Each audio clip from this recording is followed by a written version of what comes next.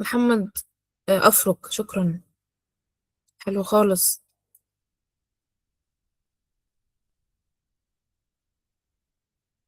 كله يكتب في الشات، أكيد في حاجة واحدة على الأقل أنت يعني علقت معاك امبارح.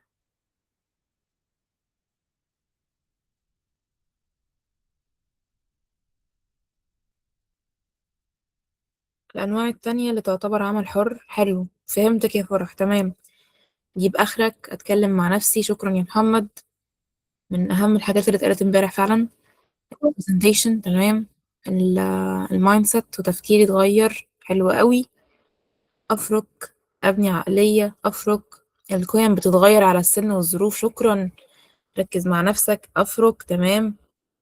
أكتشف نفسي لأن ده الأساس حتى لو الموضوع أخد وقت، تمام.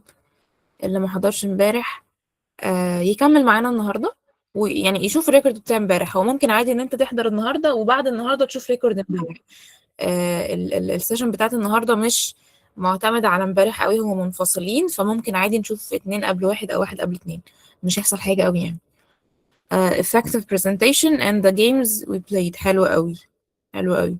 ازاي غيرت تفكيري. بتعرفي علاقات كتير، اوه ده. فكرة النتورك دي من اهم المهارات اللي الواحد ممكن يكون بصراحة هتفيده جدا جدا جدا بصراحة. فكرة النتورك. افرك وادور. على فكرة يعني احنا لو خلصنا السيشن النهاردة بدري شوية او متأخرناش، فكروني احكي لكم حاجة على موضوع النتورك دي. يعني لو في وقت فكروني، قولوا لنا، قولوا لي يعني، احكي لنا ايه اللي حصل معاكي في موضوع النتورك، ماشي. كلنا كناش نعرف في الأول، تمام. أفرق، خليني أوصل، حلو قوي. الشخصية أهم من المهارة، أعرف أنا بحب إيه. حلو قوي. حلو قوي قوي قوي. فستان الفرح اللي باظ من القهوة إن إزاي قررت ما تبوظش اليوم فرحتها، وده كان قرار واعي منها. حلو فكرة إن أنا أبقى بسمع كتير بس في حاجة بتعلق معايا. يمكن فاطمة مثلا اللي كاتبة الرسالة دي، ممكن فاطمة يحصل معاها موقف بعد 12 سنة وثلاث شهور، وتقرر ان هي ما تحرجش نفسها وما تبوظش اليوم على نفسها، وما تبوظش فرحتها في اي كان الموقف، عشان من 12 سنة وثلاث شهور كنت سمعت واحدة اسمها سلمى، مش فاكرة مين سلمى دي، كانت بتقول انه كذا كذا حصل، فالموضوع هيفرق معاها، فدي حاجة حلوة. دي حاجة حلوة انه ايه. آه... هنتعلم حاجة تفيدنا شوية حتى لو بره العمل الحر، ما عنديش أي مشكلة. كويس جدا.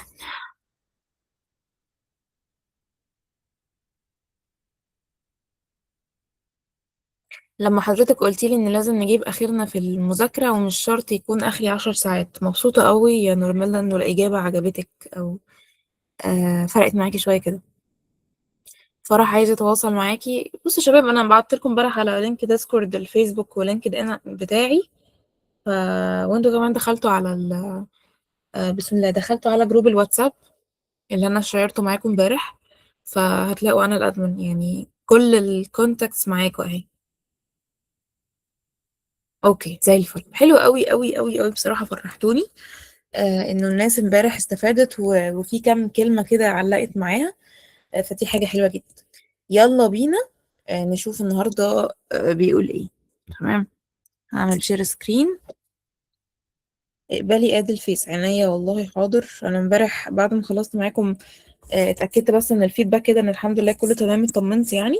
وبعدين نمت، صحيت بقى، رحت مصر وخلصت شغل اليوم، وبعدين جيت اتقلبت نمت، وبعدين صحيت عملت كوباية شاي بالنعناع وجيت.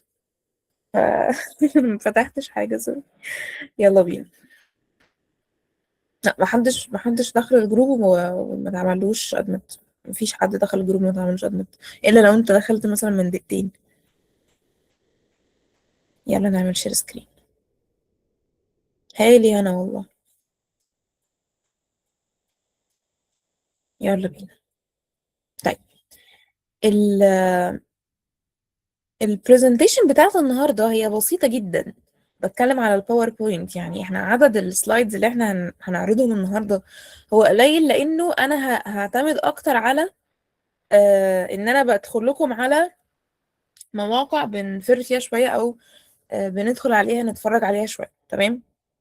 فلو انت فاتح من موبايل ومعاك تابلت او لابتوب، يعني حاول تفتح من حاجة كبيرة شوية عشان تشوف معايا احنا بنشوف ايه يعني. لو مفيش غير الموبايل اتس اوكي زي الفل، بس بتكلم ان انت لو عندك حاجة اكبر تتفرج عليها على الميتنج النهاردة، مش امبارح، النهاردة، افتح من اللابتوب او من التابلت وبعد كده الموبايل. تمام؟ طيب، يلا كده، بسم الله الرحمن الرحيم، وبإذن الله موفقين النهاردة ومستفيدين. لو عايزين نحط التوقعات بتاعت النهاردة أو هنعمل إيه النهاردة، فإحنا النهاردة هنتكلم عن تقريبا 3 حاجات.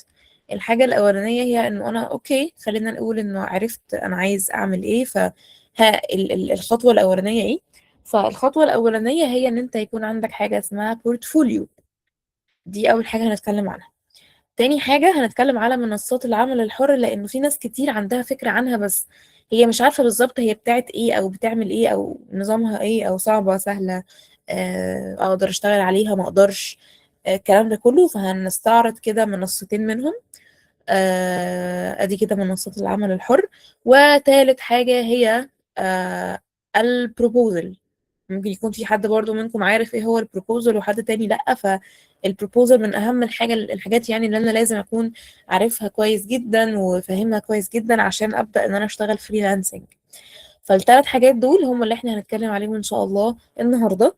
لما تخلص السيشن هتبقى بتعرف تعمل ايه، هتبقى عارف الموضوع اوله فين واخره فين تقريبا. هتبقى فاهم انت محتاج تعمل ايه علشان تكون شغال فريلانسر. مش شرط النهارده، مش شرط يوم الثلاث اللي جاي، ولكن ممكن السنة الجاية، ممكن الترم الجاي، ممكن لما تخلص ثانوي، ممكن لما تتخرج، الله اعلم. بس انت قادر ترسم او قادر تشوف الرحلة اللي انت محتاج تمشيها يعني علشان تكون فريلانسر بعد فترة، وبعد فترة تكون بروفيشنال فريلانسر، وبعد فترة تكون بروفيشنال فريلانسر تحفة. تمام؟ طيب دلوقتي الصلاة أو العشاء العشاء بتأذن أهو. فخلينا ناخد لغاية ونص. خلينا ناخد لغاية ونص وأنا هبدأ في البورتفوليو. هقول what is the portfolio أو إيه هو البورتفوليو الساعة 9:30 بالظبط. 9:30 نرجع، يلا.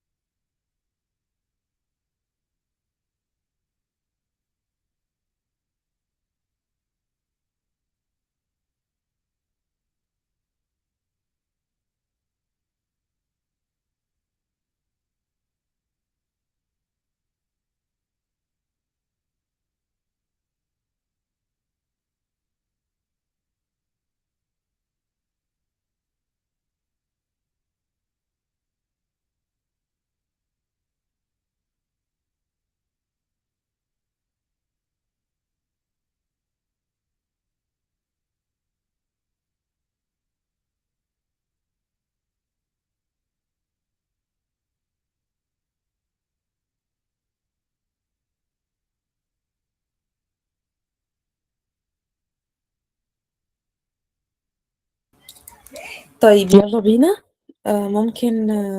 ممكن رياكتس كده لو احنا موجودين.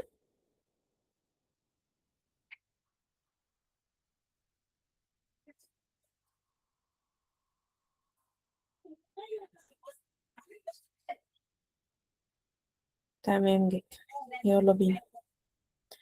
آه ماشي. قبل البريك كنا بنقول يعني ان احنا النهارده ان شاء الله هنتكلم على البورتفوليو، وعلى منصات العمل الحر، وعلى البروبوزل اللي احنا بنكتبه على منصات العمل الحر او غير منصات العمل الحر برضو يعني.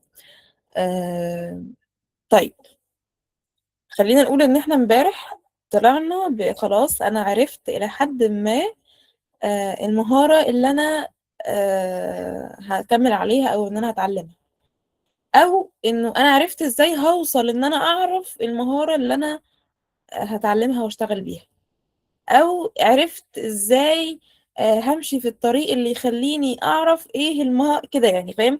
يعني على حسب انت واقف فين دلوقتي.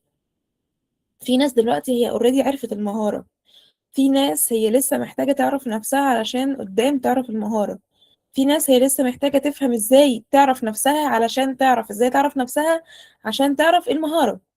فإتس اوكي، فأيا كان المرحلة اللي انت فيها او اللي انت فيها اتس اوكي.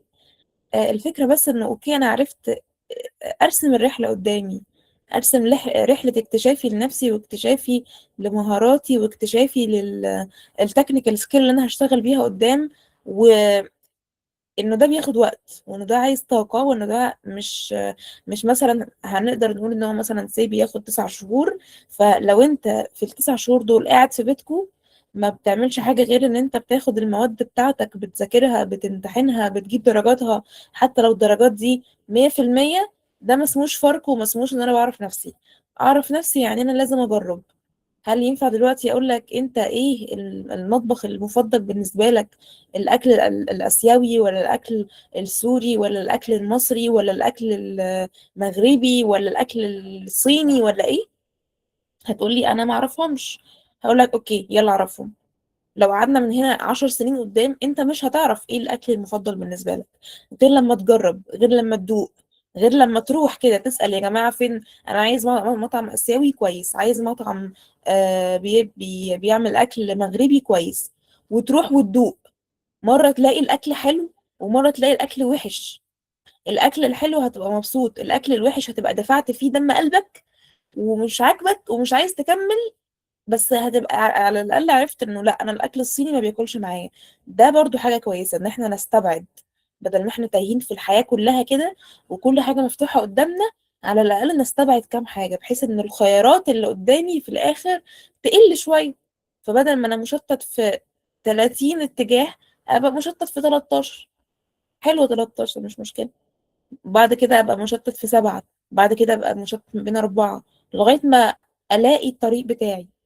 ولما الاقي الطريق بتاعي هل ده معناه انه خلاص هقعد لغايه ما يبقى عندي 87 سنه في نفس الطريق؟ لا، ممكن عادي امشي في الطريق ده شويه وبعد كده احود شمال، وبعد شويه احود يمين، وبعد كده الاقي انه في حاجه مناسبه اكتر للمرحله دي ممكن ان انا امشي فيها.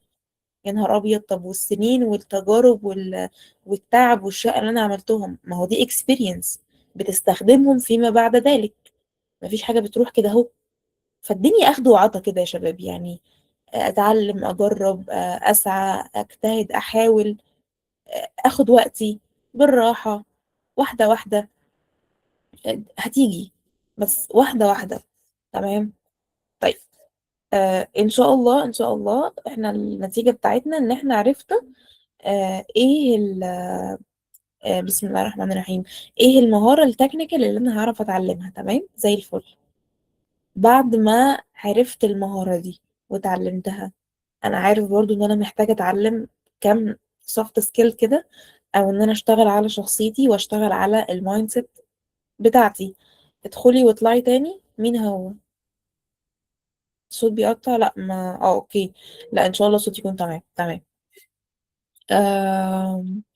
بسم الله. فاحنا خلاص عرفنا ان احنا يعني هنشتغل على شخصيتنا والمايند سيت بتاعتنا او عقليتنا، واشتغل ان انا الكوميونيكيشن بتاعي يكون احسن بان انا اتعامل مع ناس كتير، اشتغل على ان البرزنتيشن تكون احسن بان انا ابريزنت كتير، ارمي نفسي في اي برزنتيشن، ما اقلقش واخاف والكلام ده كله. تمام.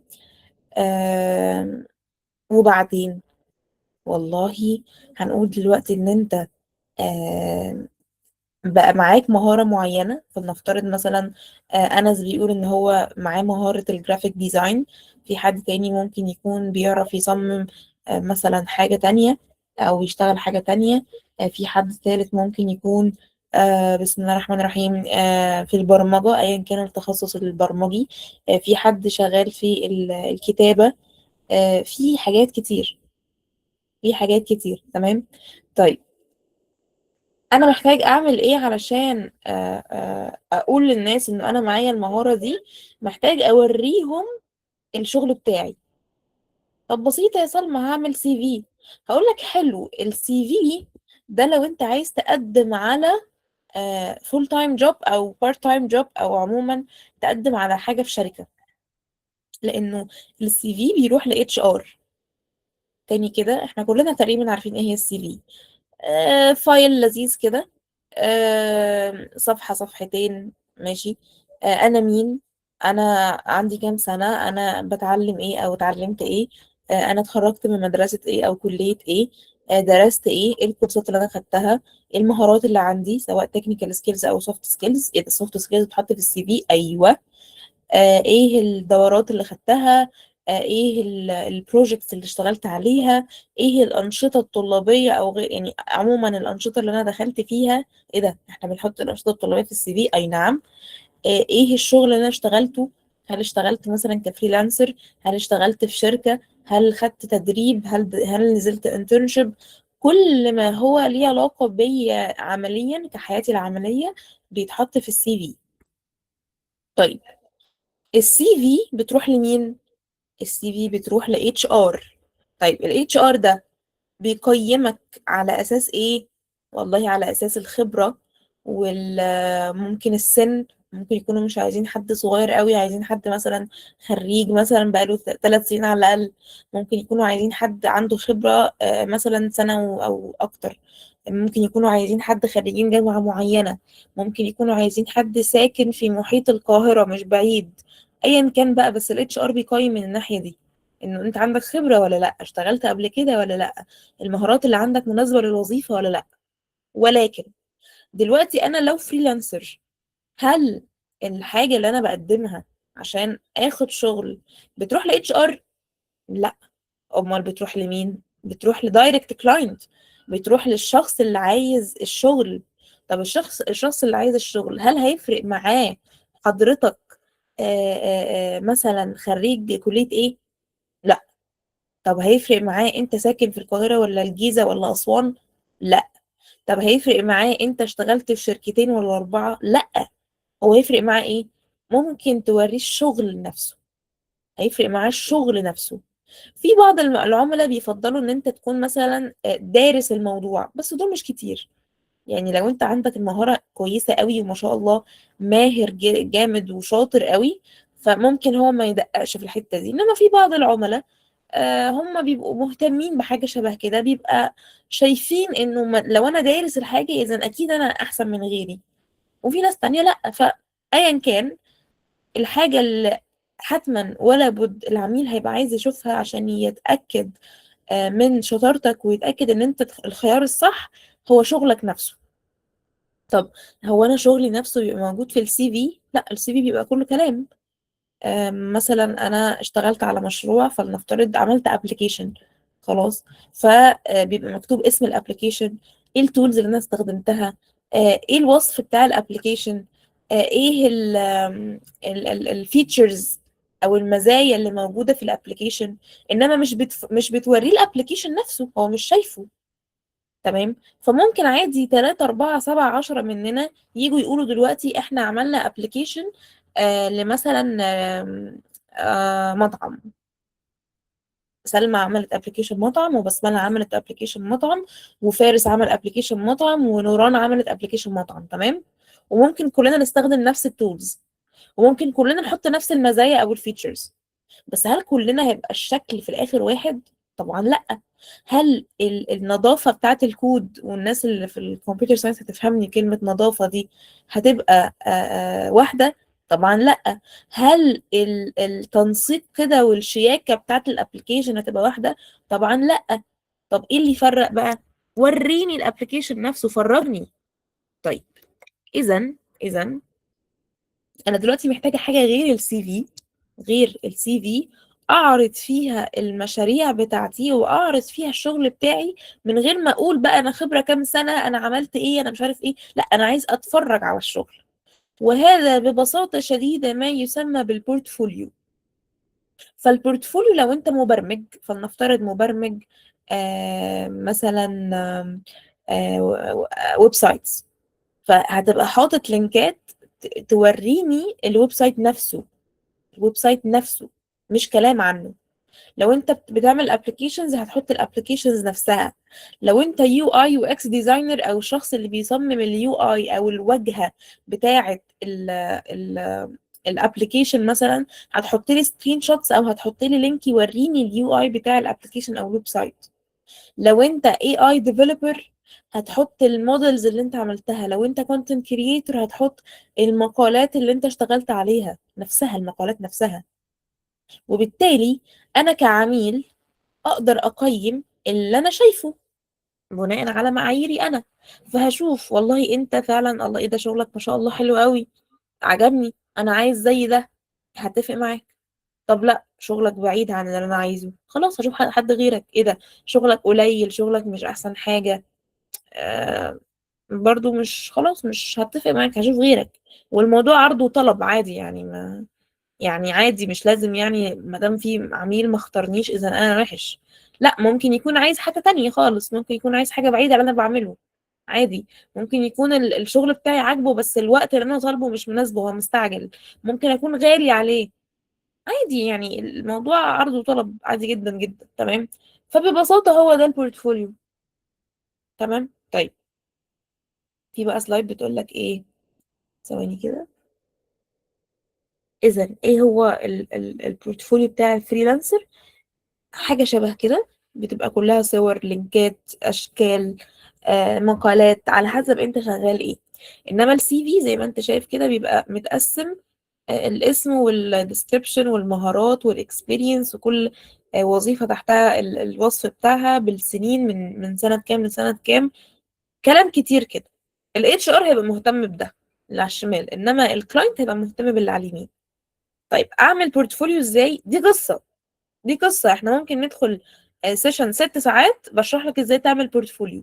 فاحنا النهاردة مش داخلين نعرف ازاي نعمل بورتفوليو، احنا داخلين نعرف ايه هو البورتفوليو واهميته، وان هو حاجة بسيطة، كفكرة هي حاجة بسيطة. ممكن تعمل بورتفوليو على كانفا، انا شغالة دلوقتي على كانفا اصلا، الباوربوينت دي معمولة على كانفا. ففي كانفا فكرة ان انت تعمل بورتفوليو. تمام. طيب، بالنسبة لي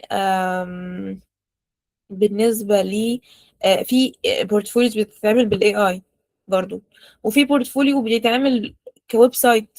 لو انت ويب ديفلوبر، فمن ضمن المشاريع اللي انت المفروض تكون يعني عاملها، هو البورتفوليو بتاعك نفسه ده هو اصلا ويب سايت. تمام. ففي اشكال كتير، ويعني الموضوع فيه طرق كتير ان انا اعمل بورتفوليو، بس على حسب كل واحد والمهارة اللي هو عايز يستخدمها. فانا مش هقدر دلوقتي اقول لك يلا بينا نعمل بورتفوليو، لانه كل واحد وعلى حسب هو هيشتغل في ايه او هيتعلم ايه. فانا بوريك الطريق، بس انت لازم هتمشي فيه لوحدك بشوية سيرش. اتفقنا؟ اوكي. الفريلانسر من غير البرزنتيشن ولا حاجة، اعتقد قصدك من غير البورتفوليو ولا حاجة، فدي حقيقة لحد ما لازم يكون عندي بورتفوليو. لازم تكون بروفيشنال وتستخدم جيت هاب، دي حقيقة برضو يا فارس. لو انت مبرمج فلازم يكون لازم يكون عندك جيت هاب اكاونت. تمام. آم، دليل عملي على مهاراتك وشغلك مظبوط. بس ممكن البورتفوليو يكون نفسه جيت هاب ولينكد ان.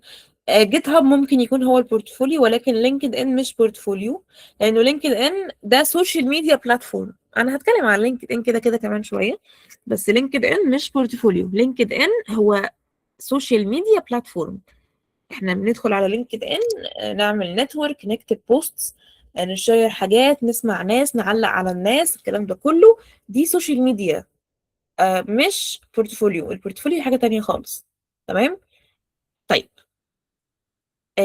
والله يا سلمى كلامك على راسي والله، بس انت عمالة تقولي بحط فيها المشاريع وبحط فيها مش فين المشاريع؟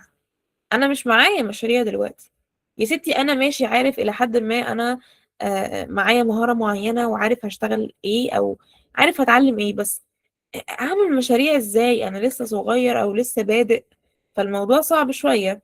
هقول لك بص يا سيدي، آم،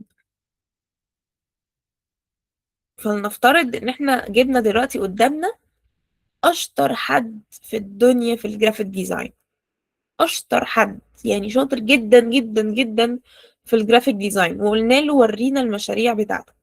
ركزوا كده، وقلنا له ورينا المشاريع بتاعتك. هيورينا مشاريع رهيبة، هيورينا مشاريع مبهرة. حرفيا انت هتبقى اللي هو ايه ده، ايه الجمدان ده، ايه الفظاعة دي، ايه تحفة تحفة تحفة. طيب، ممكن تسألني او ممكن يعني احنا نسأل نفسنا كده، هل الشخص ده لما بدأ في الجرافيك ديزاين كانت ايه شكل المشاريع بتاعته؟ هتقول لي اكيد كانت حاجة مبتدئة جدا، ملهاش اي شكل اساسا. كان لسه بيتعلم في الاول بقى، فما في يعني ده لسه يعني في الاول خالص. اقول لك بالظبط كده. ممكن، يا ريت، ارجوك يعني، ارجوك، انا برجوك اهو، آه يعني بالراحة كده. اتس اوكي انه احنا نكون بنبدأ، وانه المشاريع بتاعتنا تكون حاجة في البيزك قوي منه، قوي. انا مش عارفه اعمل كده ولا ايه، بس ممكن كمان شويه كده لما اقفل الشير وافتحه تاني ممكن ابقى اوريكم اول سي في عملتها. اقسم بالله السي في دي لو اتبعتت لاي حد هيقعد يضحك، وبعد كده خلاص هيعديها. يعني هيعمل ايه؟ مش مثلا هيسكيب بالسي في وخلاص، لا لازم يضحك الاول. ايه المنظر ده؟ ايه البتاعه دي سي في؟ ده مش جايبه. هي حرفيا يعني السي في بتبقى صفحه صفحتين ثلاثه. السي في بتاعتي كانت تلت صفحه، تلت صفحه. سبحان الله. اتس اوكي يعني. انا دلوقتي السي في بتاعتي الى حد ما كويسه، هي صفحتين مليانين على اخرهم، فالحمد لله. انما لما بدات اعمل سي في اول مره كانت والله حاجه في منتهى الضحك. فممكن اتس اوكي يعني، نقول كده اتس اوكي، مفيش مشكله عادي ان انا اكون لسه ببدا. ممكن يعني ادي نفسي فرصه ان انا ابدا. طيب، ما اي حد في الدنيا كان لسه بيبدا. فما بصش للمشاريع البسيطه الهبلة اللي هي يعني حاجة في البيزك منه خالص، ان هي ما تنفعش، او ان هو ده ايه ده ازاي احطه ده في البورتفوليو. لا، حطه في البورتفوليو عادي، وابدأ واحدة واحدة واحدة واحدة كده. كل ما بتعلم، ما انا كده كده بتعلم. انا كده كده المهارة اللي انا بدأت فيها النهاردة، بدأت فيها الشهر اللي فات، بدأت فيها من سنة، بدأت فيها من 4 سنين، كده كده انا لسه بتعلم فيها. فبتشطر فيها وببقى اجمد يوم عن يوم. وبالتالي فانا النهارده بعمل بروجكت بسيط قوي، بكره هيبقى كويس، بعده هيبقى بروجكت لطيف، بعده هيبقى بروجكت كويس، بعده هيبقى بروجكت ايه ده، ده جميل، بعده هيبقى بروجكت ممتاز، بعده هيبقى بروجكت تحفة، بعده هيبقى بروجكت خطير عادي. اي حاجة خطيرة كانت في الاول بدأ بسيطة. وبالتالي فمعلش يعني، اعمل مشروع صغير خالص بناء على اللي انت اتعلمته وحطه في البورتفوليو. يوم ورا يوم، اسبوع ورا اسبوع، انت بتتعلم. شيل البسيط وحط الاجمد منه، وشيل الاجمد وحط الاجمد، شيل الاجمد وحط الاجمد، لغايه ما يبقى، لا مش لغايه حاجه، هو هنفضل كده طول عمرنا يعني، بنشيل ونحط نشيل ونحط. كل ما نعمل حاجه احلى نحط، كل ما نتعلم اكتر نحط. الاي اي تول جديده طلعت استخدمتها عملت حاجه جامده في البتاع، احط. ليه؟ لانه كده كده، كده كده البورتفوليو مش بيبقى محطوط فيه كل مشاريعي، لا. البورتفوليو بيبقى محطوط فيه 3 4 5 يعني، بيبقى محطوط فيه حفنة من المشاريع كده، اللي هي المشاريع الأجمد في مشاريعي. فأنت كمان فترة لما يبقى عندك مثلا 12 مشروع، منهم 3 ما يتشافوش، و3 ها يجي منهم، و3 كويسين، و3 جامدين. هنحط الجامدين، هنحط الجامدين الأخرين دول. لغايه ما ايه، لغايه ما يبقوا الجامدين دول لا بساط برضو، لان انت اتعلمت حاجات اعلى فيبقوا بساط، فتعمل الاجمد منهم وتحط، وهكذا. ده اللي بيحصل. اي حد هيعمل غير كده، ايه ده، لا انا لسه والله بقالي 3 شهور بس متعلم، فانا يا دوب اتعلمت 1 2 3، ده ما يعملش مشروع جامد. خلاص خليك قاعد بقى كده، وكل الناس بتعمل بورتفوليوز وانت مستني تبقى جامد تنين عشان تعمل اول بورتفوليو في حياتك يبقى جامد. ما هو ما ينفعش، ما ينفعش اول حاجة اعملها تبقى جامدة. طب يعني طب ليه؟ اعملها حاجة بسيطة وبعدين واحدة واحدة تبقى جامد، مفيش مشكلة. خد الموضوع ستيب باي ستيب، اطلع السلم من اول درجة لاخر درجة. تمام. طيب، آه، اجيب افكار مشاريع منين؟ اجيب افكار مشاريع منين؟ آه، اول حاجة، انت لو في نشاط طلابي او قادر تدخل نشاط طلابي، حاول ان انت تتطوع في الموضوع ده، وحاول ان انت تعمل مشاريع خاصة بالنشاط ده. فلنفترض مثلا انت عندك في الكوميو، مش يعني عندك في الكلية او عندك في المحيط بتاعك اي تريبل اي، جي دي جي، احنا في شباب بتساعد شباب دلوقتي، مثلا ايا كان، يعني ايا كان الانشطه الطلابيه اللي موجوده حواليك، ادخل معاهم وقول لهم والله دي المهاره اللي انا بعرف اعملها، فانا عايز اعمل لكم الويب سايت بتاع السنه دي، عايز اعمل لكم الابلكيشن بتاع السنه دي، عايز امسك البيج، عايز اكتب بوست، عايز اعمل لكم التصاميم، عايز ايا كان اللي انت بتعرف تعمله، قول لهم انا عايز اعمل ده. وطبعا الموضوع ده من غير فلوس لانه تطوعي. طب وبعدين؟ وبعدين ايه؟ ده انت دلوقتي ده مش مشروع عادي او مش مشروع وخلاص، ده مشروع خاص بيه اي تريبل اي برانش كذا او فرع كذا. ده المشروع ده يتحط في السي في، ويتحط في البورتفوليو، ويتحط على لينكد ان كمان. حاجة كويسة، ده حاجة كويسة جدا كمان، حتى لو طلع مش احلى حاجة، بس تقيل شوية لو انت لسه طالب. فلا دي حاجة تقيلة ان انت مش عامل مشروع وبس، ده انت عامل مشروع يخص نشاط طلابي وان هم استخدموه كمان. دي حاجة كويسة قوي. طيب، ايه تاني؟ والله المشاريع بتاعة الكلية، انت لو عملها بشكل حلو ممكن تحطها، ايه المشكلة؟ ممكن تحط المشاريع بتاعة الكلية. طب ايه تاني؟ ممكن وانت قاعد كده جات لك فكرة مشروع تروح داخل عاملها. طب ما هو مفيش عميل طلبها مني، طب ما احنا بنعمل بورتفوليو عشان يجي العميل. اهو، احنا بنفضل في الدايره بتاعت ايه، العميل عايز بورتفوليو، وانا مستني اتعامل مع عملاء يطلبوا مشاريع عشان احطها في البورتفوليو بس. العملاء عايزين بورتفوليو بقى، عارفين بقى الفرخ الاول ولا البيضه؟ فلا، انا اعمل مشاريع تطوعيه في الاول كده، ومشاريع مفيش عملاء طالبينها، وده شغلي. يعني ما هو ده شغلي، انا مش بضحك عليهم، ما ده شغلي فعلا. وبعد كده اوريهم العملاء وخلاص، وبعد كده بقى يجي العملاء ويجوا، تيجي الطلبات وتيجي كل حاجة واحدة واحدة. تمام. فدي حاجة. تالت حاجة بقى، ودي فكرة حلوة شوية. دلوقتي في الفترة اللي فاتت دي كان في حاجة اسمها المقاطعة. تمام. لما المقاطعة حصلت، في براندات مصرية أو برودكتس مصرية كتيرة قوي طلعت في السوق. من اشهرها سبيروس باتس مثلا او في كولا. تمام. محدش كان يعرف سبيروس باتس قبلها، ولا كان حد يعرف في كولا قبلها. فلنفترض ان انت حد بيعرف يصمم لوجو، حد بيعرف يصمم لوجو. تمام. فايه المشكلة لو انا عملت مشروع لعميل حقيقي بس المشروع نفسه تخيلي؟ ايه تاني كده؟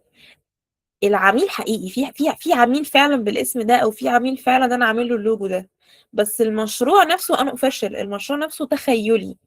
يعني اعمل ايه؟ اعمل لوجو جديد لفي كولا، او اعمل تصميم جديد لسبيروس باتس. ليه؟ لانه ده معروف قوي دلوقتي، فالناس كلها عارفاه، فانا استغل ده، فاعمل لوجو، اعمل تصميم، اعمل منشور، اعمل اي حاجه على حسب انا بقدم ايه، واروح منزل المشروع ده على فيسبوك، على جروب مثلا للجرافيك ديزاينرز، على جروب يخص اي حاجه، انزله على لينكد ان، انزله على انستجرام، او ايا كان بقى انت ايه الشانل او ايه المنصه المناسبه بالنسبه لك. ولكن طبعا لينكد ان منهم، يعني ممكن لينكد ان وفيسبوك، لينكد ان وانستجرام، لينكد ان وتويتر او اكس، انما لينكد ان ده اساسي، وهنتكلم عليه كمان شويه. طيب، انزل اقول ايه؟ يا جماعة مساء الخير، أنا سلمى الحسن، بشير معاكم دلوقتي محاولة مني إنه إحنا نشجع براند في كولا في المقاطعة، وأنا عملت لهم لوجو جديد، ده حاجة unofficial ما بين قوسين، بس أنا حابب أدعم البراند ده وده شغلي. هتلاقي إيه؟ هتلاقي إن الموضوع نفع معاك من ناحيتين، إنه هيفايرل معاك شوية، هيفايرل دي معناه إن هو هينتشر وهيجيب تفاعل كويس، لأنه أنت ماشي مع حاجة الناس بتتكلم عنها دلوقتي. نمشي مع الترند. يعني من ضمن يعني احنا مش في سيشن ماركتنج، بس من ضمن الطرق ان انت تماركت للحاجة، سواء شركتك بتعمل بيرسونال براندنج فبتماركت لنفسك، بتماركت لحاجة انت بتقدمها، ان انت تستغل الترندات، ولكن مش كل الترندات. احنا بنستغل بعض الترندات في بعض الاوقات بطرق معينة، لانه في ناس بتستخدم الترندات بشكل مش هقول غير اخلاقي، ولكن لا، مش اي ترند بنستغله يعني. الموضوع برضو ليه اداب وليه طرق وليه عقل. خلاص. بس الفكرة نفسها لو استخدمت صح، ان انا استغل ترند معين، ان انا اماركت لنفسي، الموضوع بينتشر بيفيرال بشكل كويس. اوكي. طيب، فده كده ده شغلي مثلا. فهو بتلاقي في ناس كتير شافت البوست او شافت الفيديو او شافت الحاجة اللي انت منزلها، ده في ناس اعجبت بيه، ده ممكن يجي لك عملاء منه، او على الاقل جاب شوية تفاعل، والبروجكت اتحط في البورتفوليو. ومش لازم العميل يعني العميل مش هيفتكر انه في كولا كلمتك تعمل لها لوجو، مش شرط. بس ده شغلي. يعني بلاش نفتكر ان البورتفوليو هو عبارة عن مشاريع حقيقية بس. عادي جدا، ممكن عادي اعمل مشروع بفكرتي انا، وما قدمتوش لحد، انا حطيته في البورتفوليو ونزلته على لينكد ان، بس كده. خلاص. فالفكرة نفسها بسيطة، فكرة البورتفوليو نفسها بسيطة، بس الفكرة ان انا ابدأ بقى. يعني ما اقعدش اسوف واقعد ااجل واقعد اقول لا والله انا مش هينفع اعمل بورتفوليو دلوقتي، مش جاهز، مش شاطر، ما وصلتش للمستوى اللي يخليني اعمل بورتفوليو. يا سيدي اعمل واحد بسيط وعدل فيه وطور فيه طول ما انت ماشي. تمام. طيب، ممكن ناخد شوية أسئلة على البورتفوليو، وبسيطة جدا ان انت تسيرش على يوتيوب اعمل بورتفوليو في كذا ازاي. شوف بقى كذا ده اللي هو المهارة بتاعتك. آه، ايا كان بقى، سيرش على يوتيوب هتلاقي فيديوهات كتيرة جدا بتنصحك ازاي تعمل بورتفوليو في الحاجة اللي انت بتتعلمها. لو حد عنده سؤال يكتب في الشات او يريز هاند. انا بصيت على شمالي لقيت طبق تين معرفش جه منين. يعني انا محدش داخل الأوضة، فمش فاهمة ازاي في طبق تين جنبي، مش فاهمة. بس حلو يعني، دي حاجة حلوة. ممكن اعمل البورتفوليو على بلاتفورم ايه؟ ممكن نعمله في ويب سايتس بتعمل البورتفوليو. في ممكن تعملها باوربوينت، لو الحاجة اللي انت بتقدمها ممكن تبقى سكرين شوتس بس كده موجودة في باوربوينت. ممكن نعملها على كانفا، انا هكتبه لكم في الشات اهو. كانفا. ممكن بيهانس لو انت شغال في ديجيتال ارت يعني، فبيهانس برضو بيهانس اهو.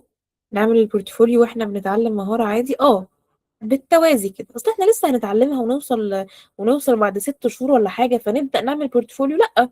انا اعمل بورتفوليو واجهزه، وعملت مشروع اروح حاطه، عملت مشروع كمان اروح حاطه، طب عملت مشروع اجمد من اللي فات واشيل الاتنين اللي فاتوا واحط ده، وهكذا.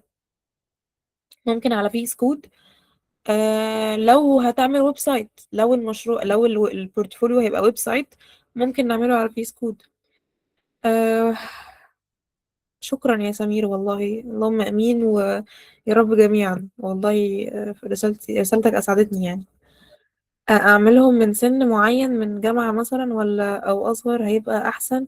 ما اظنش خالص يا مهرة انه كل اللي انا قلت دلوقتي معتمد على سن، ملهاش اي علاقة.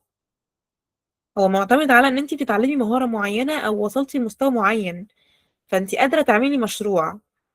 سنك كام ده مش مشكلة خالص بقى. مش هتفرق خالص، سواء انت 14 سنة او انت 60 سنة، نفس الكلام. معاكي مهارة، هتعرفي تعملي مشروع، جو اون، يلا اعملي بورتفوليو. 14 سنة 60 سنة مش تفرق. شايفة ايه السن المناسب؟ مفيش سن مناسب. بصوا، هو في أولويات. امبارح لما في شباب سألوني، أنا دلوقتي في تانية ثانوي، انا دلوقتي في تانية ثانوي وطالع تالتة ثانوي، فهل ده سن مناسب ان انا افرك بقى واذاكر ده واذاكر ده واذاكر ده؟ فانا قلت لهم لا. هل عشان تانية ثانوي بدري؟ لا، انت لو في اولى ثانوي او في تانية او تالتة اعدادي، او بلاش تالتة، بلاش تالتة عموما، انت لو في اي سن غير تالتة اعدادي، تالتة ثانوي، او السنين اللي هي شهادة دي محتاجة درجات كتير وتركيز، هقول لك يلا عيش حياتك، ان شاء الله تكون في اولى اعدادي. انما داخله ثالثه ثانوي او داخله ثالثه اعدادي، دي الفكره، انه انت دلوقتي الاولويه هي المذاكره، مش عشان سنك خالص، ملهاش علاقه. هي الاولويه دلوقتي ايه؟ الاولويه دلوقتي دراستي. لازم ادخل كليه معينه، او اذاكر كويس جدا واجيب مجموع كويس جدا وادخل الكليه اللي ربنا كاتبها لي.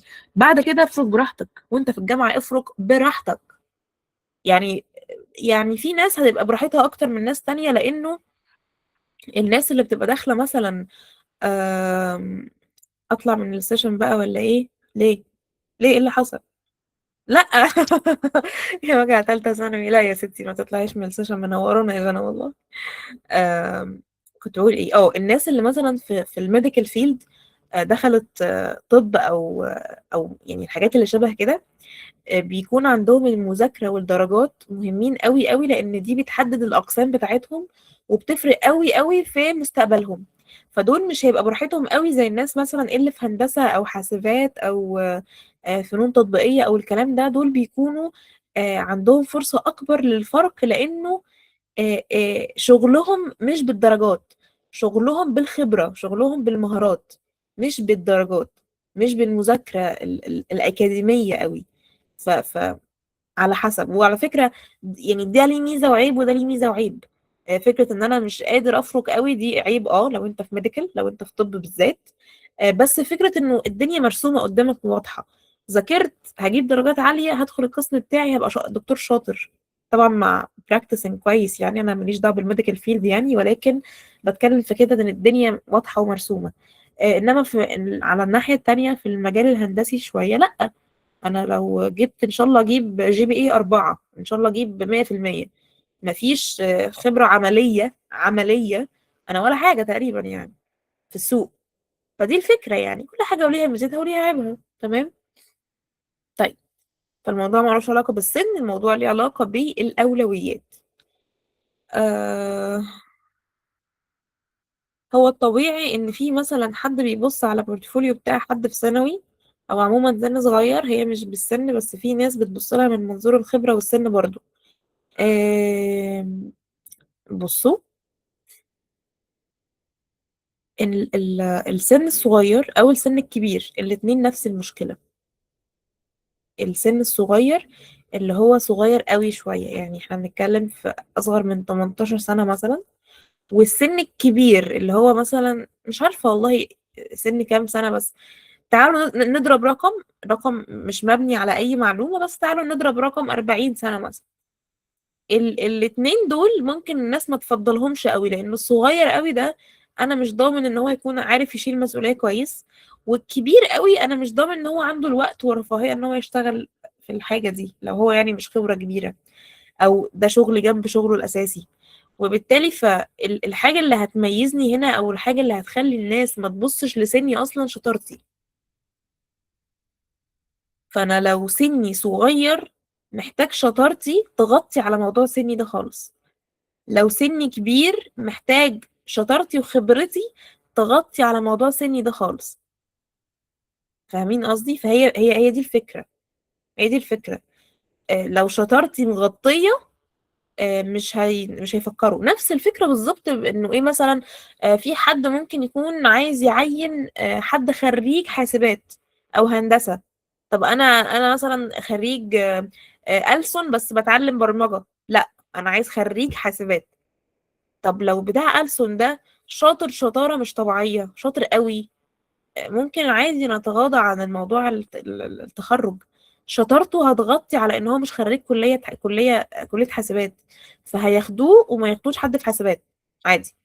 فالشطارة احيانا بتغطي على الحاجة اللي ممكن تخليني ما اخدش الشغل. تمام. طيب، الدنيا اجازة يعني؟ السؤال ده ولا ايه؟ انا مش عارفة. والله العظيم ما عارفة. السيشن لذيذة قوي وباين انه دردشة مش اكنه درس. الحمد لله، يعني لو انتوا حاسين كده فالحمد لله. طب تانية اعدادي، آه يعني ماشي، يعني نركز في المذاكرة ونخلص دروسنا وامتحاناتنا وكل حاجة، وكده كده في وقت فاضي للرياضة، وان انا بتعلم حاجة جنب مذاكرتي. بس ما ينفعش اكون سايب الدرس وغايب من دروسي، ما بروحش المدرسة. مثلا ما درجاتي مش احسن حاجة، المدرسين متضايقين مني وانا بذاكر ماركتينج. يعني ما ينفعش، الأولوية دلوقتي لدراستي. تمام. سمير، آه ايه سمير؟ ده بيرد عليه، ماشي. معاكي حق فعلا، انا في طب وفي تشتت جوايا ما بين التقدير واني مش عارفه اتعلم حاجات جديده. قلبي معاكي والله يا شدا، لانه انا الانتيمه بتاعتي في طب، انتمتي في طب، وانا عندي هي صديقة واحدة تقريبا، فهي في طب. ف... ف... انا كنت في حاسبات، ولما كان مثلا عندي امتحان كمان 4 ايام، فانا ممكن النهارده عادي اسافر مصيف، مفيش اي مشكلة. الامتحان لسه 4 ايام، هي لو الامتحان كمان شهر بتقولي لا، مش هنعرف نتقابل والله عشان الامتحان كمان شهر. فببقى مش فاهمة يعني ايه العيشة دي. يعني ايه مش عارفة تقابليني عشان الامتحان كمان شهر؟ طب ما لسه شهر. فتقولي لا والله يا دوب النهارده انا اتزنقت، انا كده اتزنقت خلاص، انا مش عارفه ازاي هذاكر الامتحان. فقلبي معاكي والله، ولكن على قد ما نقدر، على قد ما نقدر، وبرضه الاولويه للدراسه. تمام.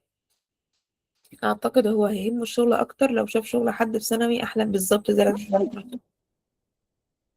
حد عنده بسمله؟ اتفضلي.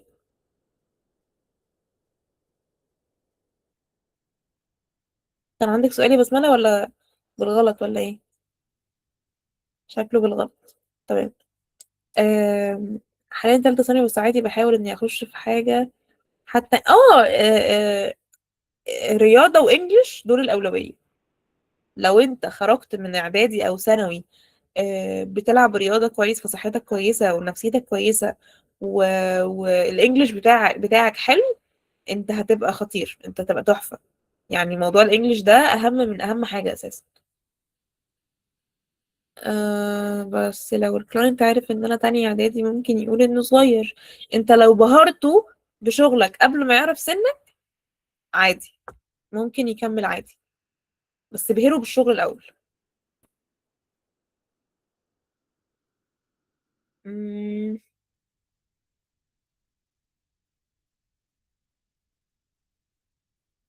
حلو فعلا يا سمير ان السيشن كلها شباب صغير، دي حاجة عجباني بصراحة. شباب صغير ده اللي هو لغاية 30 سنة عادي. انا بالنسبة لي لغاية 30 سنة شباب صغير عادي. طيب السن ملوش دعوة، الناس كلها بترد عليكوا اهو.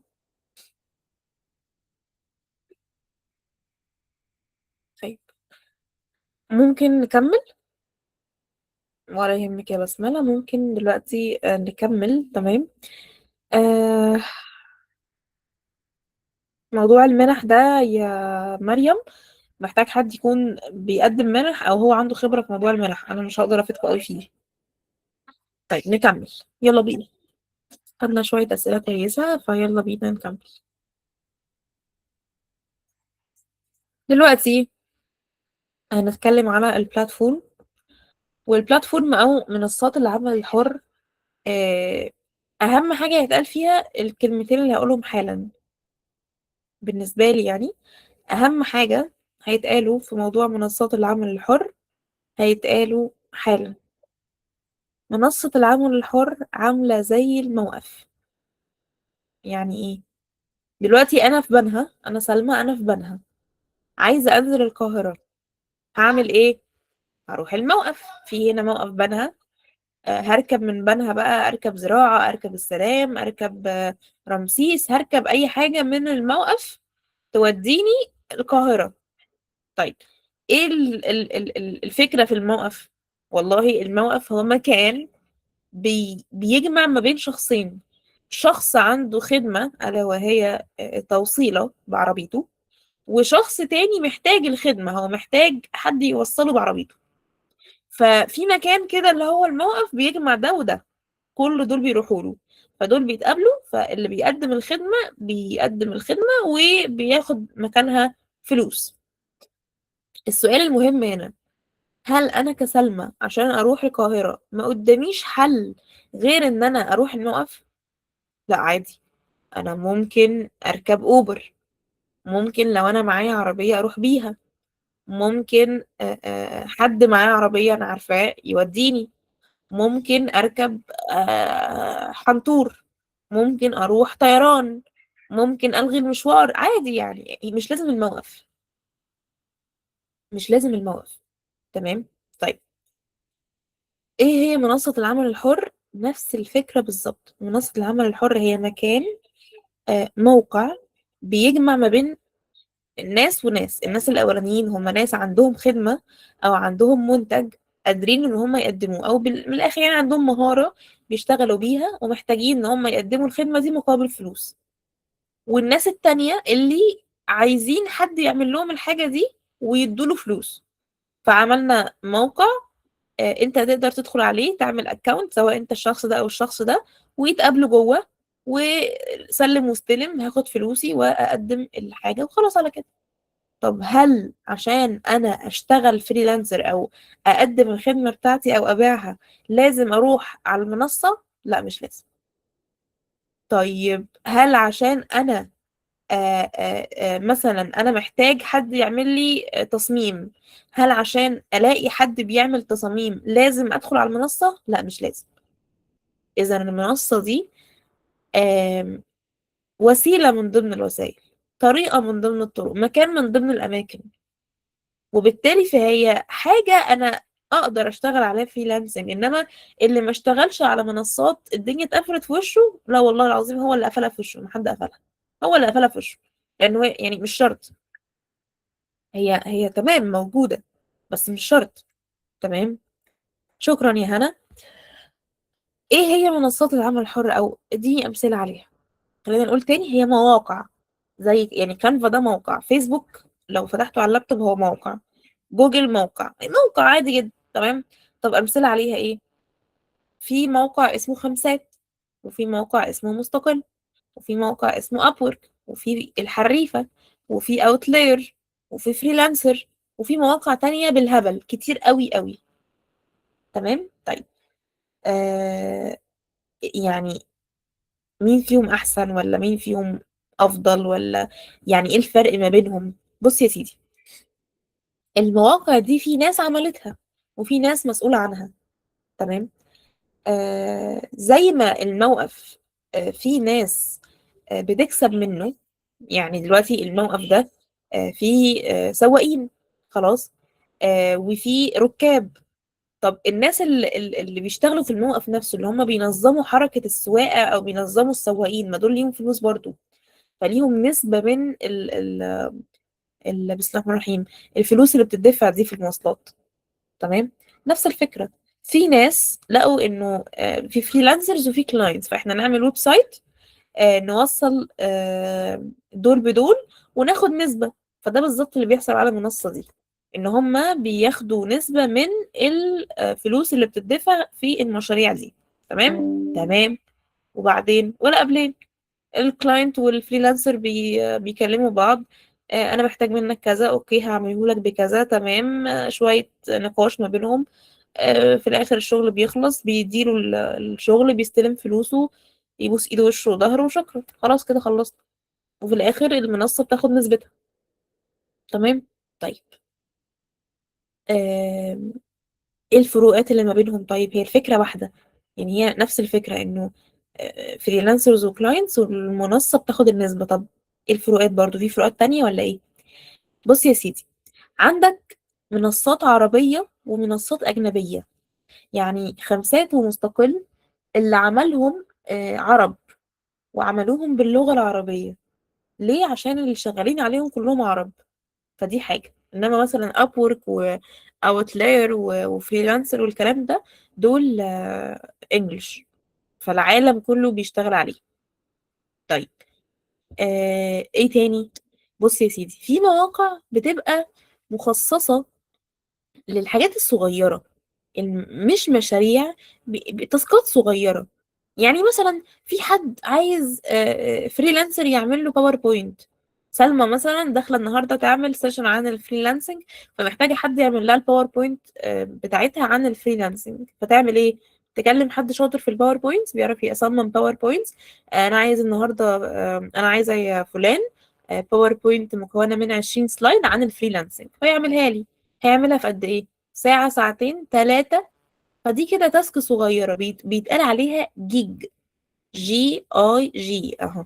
جي اي جي.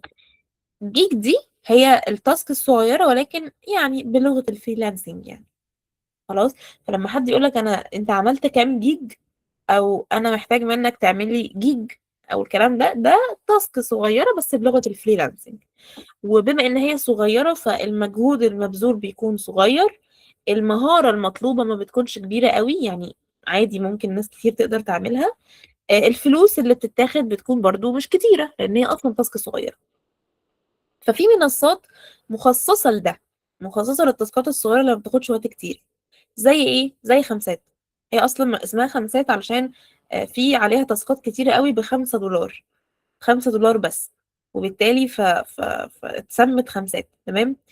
طيب، وفي منصات تانية لا، هي مش مركزة على التاسكات، مركزة على المشاريع اللي بتاخد أسابيع وشهور. فبتلاقي مثلا مشروع مفتوح له بادجت من 500 ل 1000 دولار، مشروع من 2000 ل 3000 دولار. بس ده بياخد شهور بقى. فممكن مثلا يكون حاجة كبيرة، ويب سايت كامل، ابلكيشن كامل، خطة معرفش، حاجة كبيرة قوي. ف... ف...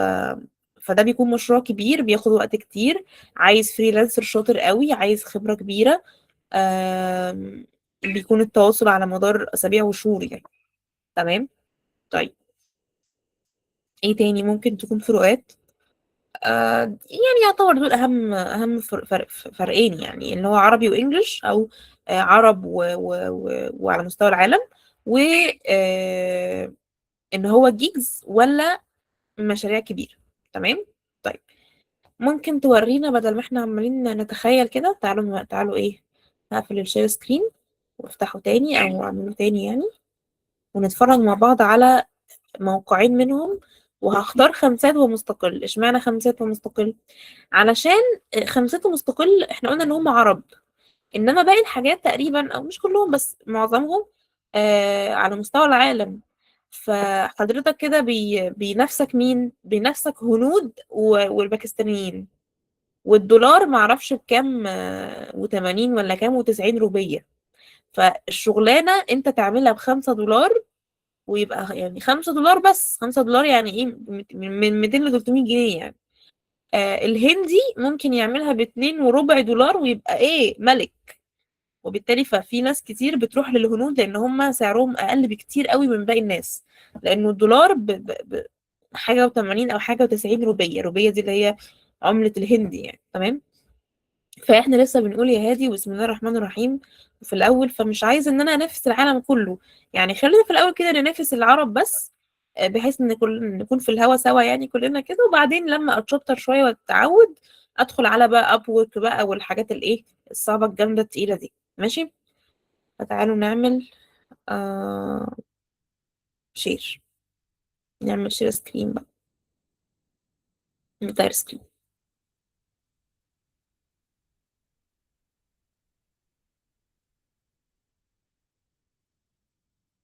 ماشي. هل انتوا كده شايفين الشير؟ اوكي.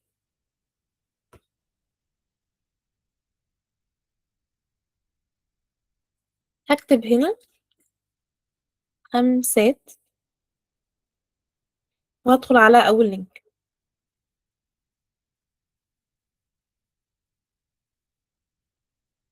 ادي كده ايه ده خمسات اهو.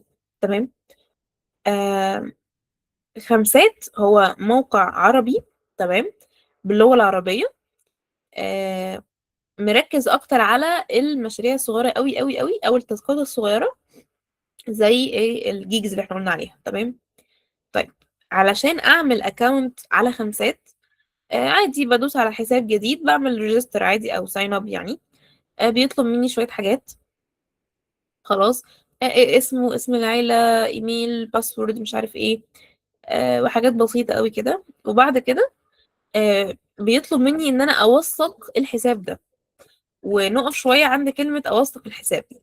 بصوا يا شباب، منصات العمل الحر آه تعامل في شغل وفلوس.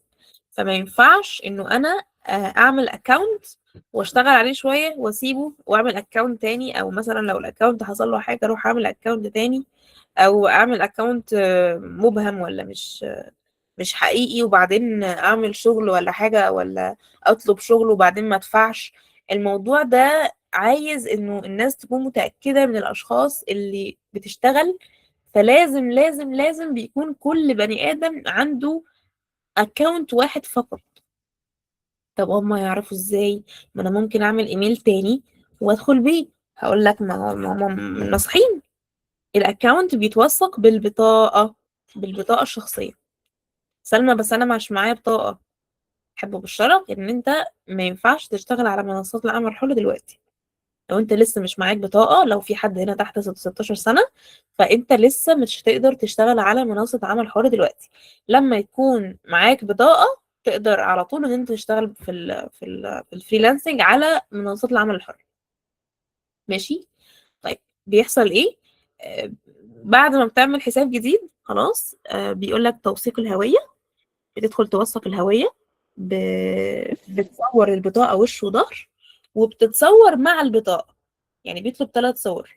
الصورة الأولانية وش البطاقة، الصورة التانية ظهر البطاقة، الصورة التالتة إن أنت متصور سيلفي مع البطاقة عشان يتأكد إن الشخص اللي قدامي ده اللي في البطاقة هو الشخص اللي بيعمل الأكاونت. تمام. هنا هنواجه مشكلة. هنا هنواجه مشكلة. عزيزتي وأختي اللي متصورة بفلتر، كلنا عارفين صورنا في البطاقة شكلها عامل ازاي. فيا اختي لو سمحتي حطي، يعني اتصوري نفس الصورة بنفس الشكل، ارجوكي ارجوكي، عشان يعني يعرفوا ان دي هي دي. انما لما انت تتصوري بشكل مختلف او كده، وبعدين يجوا يقولوا لك معلش انت مش هي، ما تقعديش بقى ايه تقولي دول مش بيفهموا حاجة. لا، انت اللي متصورة بفلتر، ملناش دعوة. ماشي. طيب، ده بالنسبة للبنات. عزيزي واخي وزميلي العزيز الولد، لو حضرتك في البطاقة بدقن وشنب، وبعدين انت دلوقتي تقريبا زهقت منهم فحلقتهم، فانت مش باين نفس الشخص، نفس المشكلة. هيقول لك معلش والله العظيم يعني انا كان بودي اقبل لك الاكونت بتاعتك واوثق لك الهوية، بس انت مش هو ده، مش هو ده.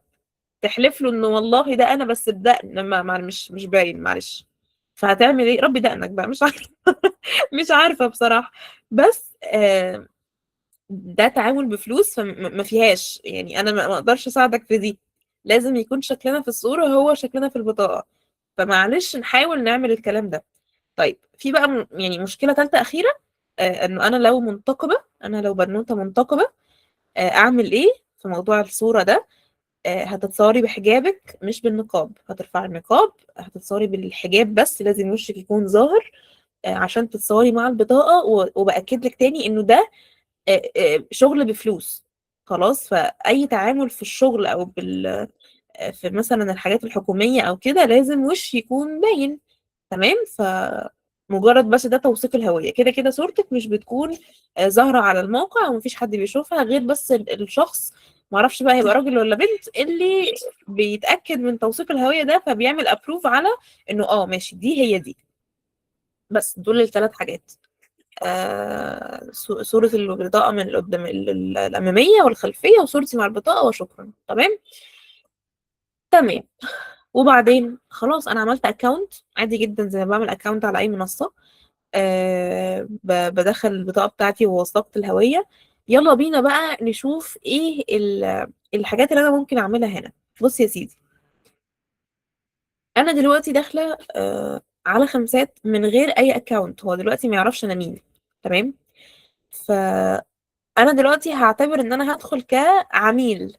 انا دلوقتي عايزه اوريك خمسات في عيون العملاء عامله ازاي، علشان تبقى عارف هما بيدخلوا يلاقوا ايه. فادي كده خمسات اهو. فانا هبحث مثلا على تصميم لوجو. ماشي، انا دلوقتي عميل عايز حد يصمم لي لوجو. عملت انتر. لما ادخل هنا ثواني اعمل ده كده. انا بس مش عايزه اشيله عشان لو احتجت اقفل المايك فجأة ولا حاجه يكون ايه موجود. طيب، انا هنا عملت بحث على تصميم لوجو. ايه دي خدمات. دي خدمات، كل واحده من دول عباره عن خدمه في فريلانسر عاملها. تمام. طيب ممكن نجيب اي واحده فيهم، يعني بصوا يعني تعالوا بس نتفرج عليهم كده. انا ممكن اعمل فلتر من هنا. فمثلا انا عايزه تصميم بس. تصميم ماشي تصميم وخلاص. وعايزة وقت التسليم يكون 24 ساعة بس. وعايزة الميزانية تكون متوسطة. أنا كده عميل. ماشي، أنا عميل عايز حد يعمل لي خدمة. وعايز تقييم الخدمة 4 نجوم فأكثر. وعايز هوية موثقة. الفريلانسر يكون هويته موثقة عشان أكون متأكد وإيه ويعني مرتاح كده وإيه وتمام. هلاقي هنا خدمات كتير بقى. خلاص يعني كتير كتير، كل دي ناس بتقدم خدمة تصميم اللوجو. كل دي ناس. تمام. انا اقعد بقى اعرض المزيد لبكره. كل دي ناس بتقدم ايه؟ بتقدم لوجوهات. فانا بعمل ايه كعميل؟ انا بتفرج على الخدمات. فبلاقي هنا مثلا ادي كده تايتل، وادي كده كفر للخدمة، وبلاقي التقييم، وبلاقي سعر الخدمة، وبلاقي عدد الناس اللي قيموا. ففي 82 شخص اشتروا الخدمة دي وعملوا لها تقييم 4 أو 5 نجوم. هنا ده ب25، ده ب25، ده ب30، ده ب30، ده ب50. ده غالي شوية. تمام. ده ب50 برضو. ماشي. ده يعني في معظمه 25 أو 30. في هنا 50 تاني. تمام، وهكذا. كل واحد بقى بيسعر على حسب شغله وعلى حسب الحاجة بتاعته. طيب، هنلاقي الخدمة دي اشتروها مرة واحدة أو قيموها مرة واحدة. هنا في 50 شخص اشتراها. هنا في 4. هنا مثلا في 245. ف 245 ده رقم كبير. يعني تخيل في حد بيصمم لوجوز، فالشخص ده باع الخدمة دي 245 مرة. اضرب 245 في $25، ده المينيموم. ممكن يكون مزود عن كده. فهتلاقي رقم كويس، ولكن ده طبعا على فترة كبيرة. فده كده فريلانسر. ده مين مثلا؟ ده اسمه، انا فاكره كان اسمه حسن بيه. حسن، اهلا يا حسن، ايه الاخبار؟ فده كده حسن. تمام. دي الخدمه اللي هو بيقدمها. تصميم شعار لوجو احترافي مميز له معنى. دي صوره الكفر اللي هو حاططها. ده ديسكريبشن كده عن الخدمه اللي هو عاملها. تمام. ده معرض الاعمال او البورتفوليو اللي هو عامله على خمسات. يعني خمسات بيطلب منك ان انت تعمل بورتفوليو. فهو حاطط الصور دي كده. دي كده اللوجوز اللي هو عملها قبل كده. دي التصاميم اللي هو عملها قبل كده. بصراحة شكله شاطر. يعني تصاميم لذيذة جدا. تمام. آم، فده كده بالنسبة للخدمة بتاعته. ممكن ندخل على الاكونت نفسه بتاع حسن. انت بتعمل اكونت خاص بيك وبتنزل خدمة عليه. تمام. فادي الاكونت بيكون الملف الشخصي، بيكتب نبذة عنه. يعني الكلام كله عربي. بيكتب نبذة عنه: مرحبا، انا حسن مصمم كذا. المشروع بتاعك هعمله كذا. هقدم لك مش عارف كذا. الإعلانات كذا. الخدمات بتاعتي، هو عنده 4 خدمات. تمام. ولكن دي أكتر خدمة متباعة يعني. هنا في تقييمات 267 تقييم. نجاح التواصلات 26%. دي حاجة مش أحسن حاجة.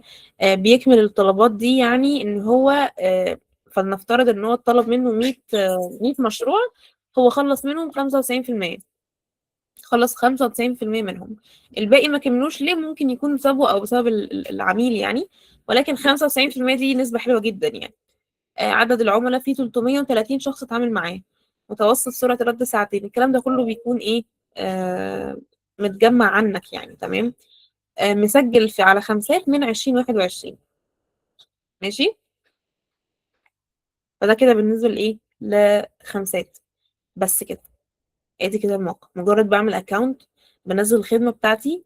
بكتب عنها الديسكريبشن بتاعها، بسعرها، بحط السعر، بحط الحاجات بتاعتها، الكلام ده كله، وبستنى انه حد او عميل يعمل ريكوست ان هو ياخد الخدمة دي. تمام. طيب.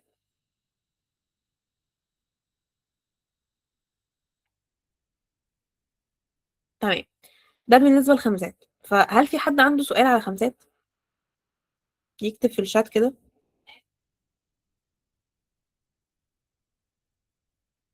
البطاقة بتتعمل من سن 15 دلوقتي؟ ياه، كويس والله.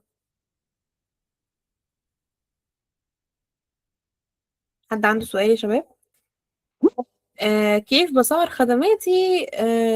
الموضوع ده يعني محتاج تسمع فيه شوية، لأنه ده يعني موضوع لوحده. ده حاجة لوحدها، ان انا ازاي بسعر دي حاجة لوحدها. ولكن في البداية خالص كده لو هبدأ بحاجة، ممكن ان انا احط الافريج. يعني مثلا انا هشوف الناس بتسعر ايه وهحط الافريج، ما احطش حاجة رخيصة قوي ولا احط حاجة غالية قوي، ده في الاول. ولكن التسعير لا، ده موال يعني، او مش موال ده هو صعب، موال اللي هو موضوع مهم، فممكن ان انا اسمع فيه شوية لوحده. يعني ايه بورتفوليو؟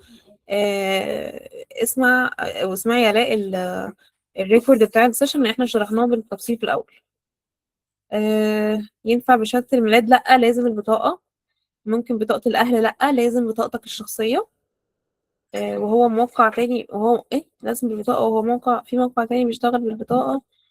يعني لو قصدك على موقع ما بيشتغلش بالبطاقة، فمعظم المواقع بتشتغل بالبطايق يعني. انا طبعا ما اقدرش اقول لك كل المواقع، لانه مواقع العمل الحر كتير قوي قوي. فممكن يكون في حاجة فيهم بتشتغل من غير بطاقة بس انا ما اعرفهاش، لانهم كتير قوي يعني. قول يا فارس. انا تقريبا المفروض افتح لك المايك. أه استنى. مش عارفه افتح لك المايك يا فارس. طب يعني اكتب في الشات اللي انت عايزه، لان انا مش عارفه اروح فين دلوقتي بصراحه. او خليني افتح لكم المايك خلاص. افتح المايك يا فارس، قول إيه الموضوع. عايز تقول ايه؟ معلش لو تعبان حضرتك. لا لا لا، ولا يهمك. كنت في فترة كده بفرك فيها زي ما حضرتك كنت بتقولي. مم. دخلت على موقع فريلانسر، سجلت فيه حلو. وعملت يعني صورتي بالبطاقة وكل حاجة. كان سني 16 سنة ساعتها. مم. وجاوا بعتوا لي في الإيميل قالوا لي أنت سنك صغير وشد حيلك كده وطور مهاراتك وبرجع لنا تاني بعد كام سنة كده. طيب، هو يعني في مواقع يا جماعة كتير قوي، ففي مواقع هتبقى بالنسبة لها خلاص معاك بطاقة إذا أنت تمام، وفي مواقع يحصل معاك زي فارس كده. ف يعني كده كده هنكبر، ما تقلقوش. طيب. زياد من العميل اللي هقدم له الخدمة هيدفع المبلغ.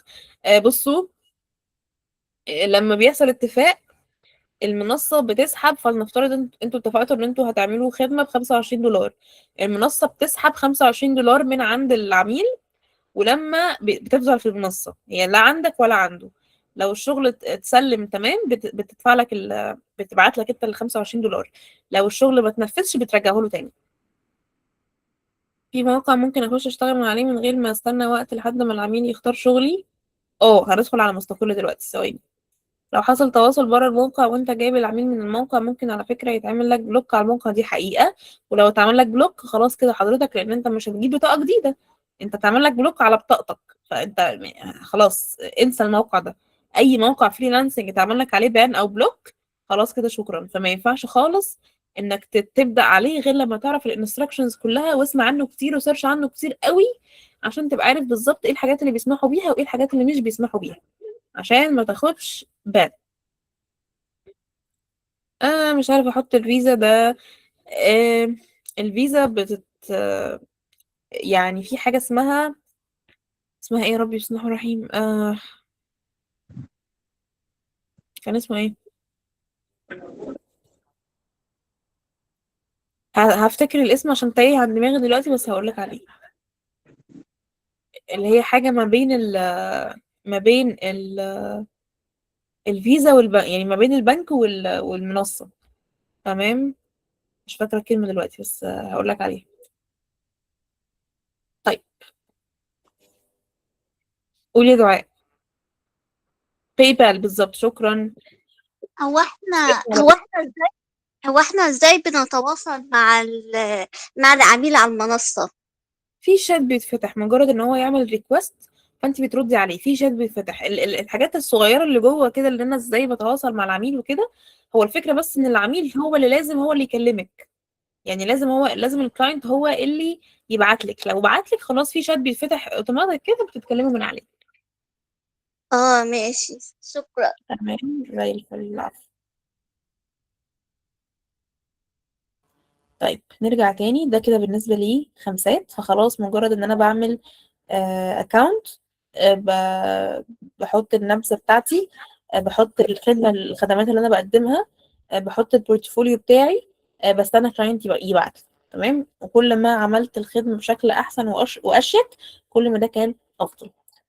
بعد كده مستقل، تعالى كده شوية.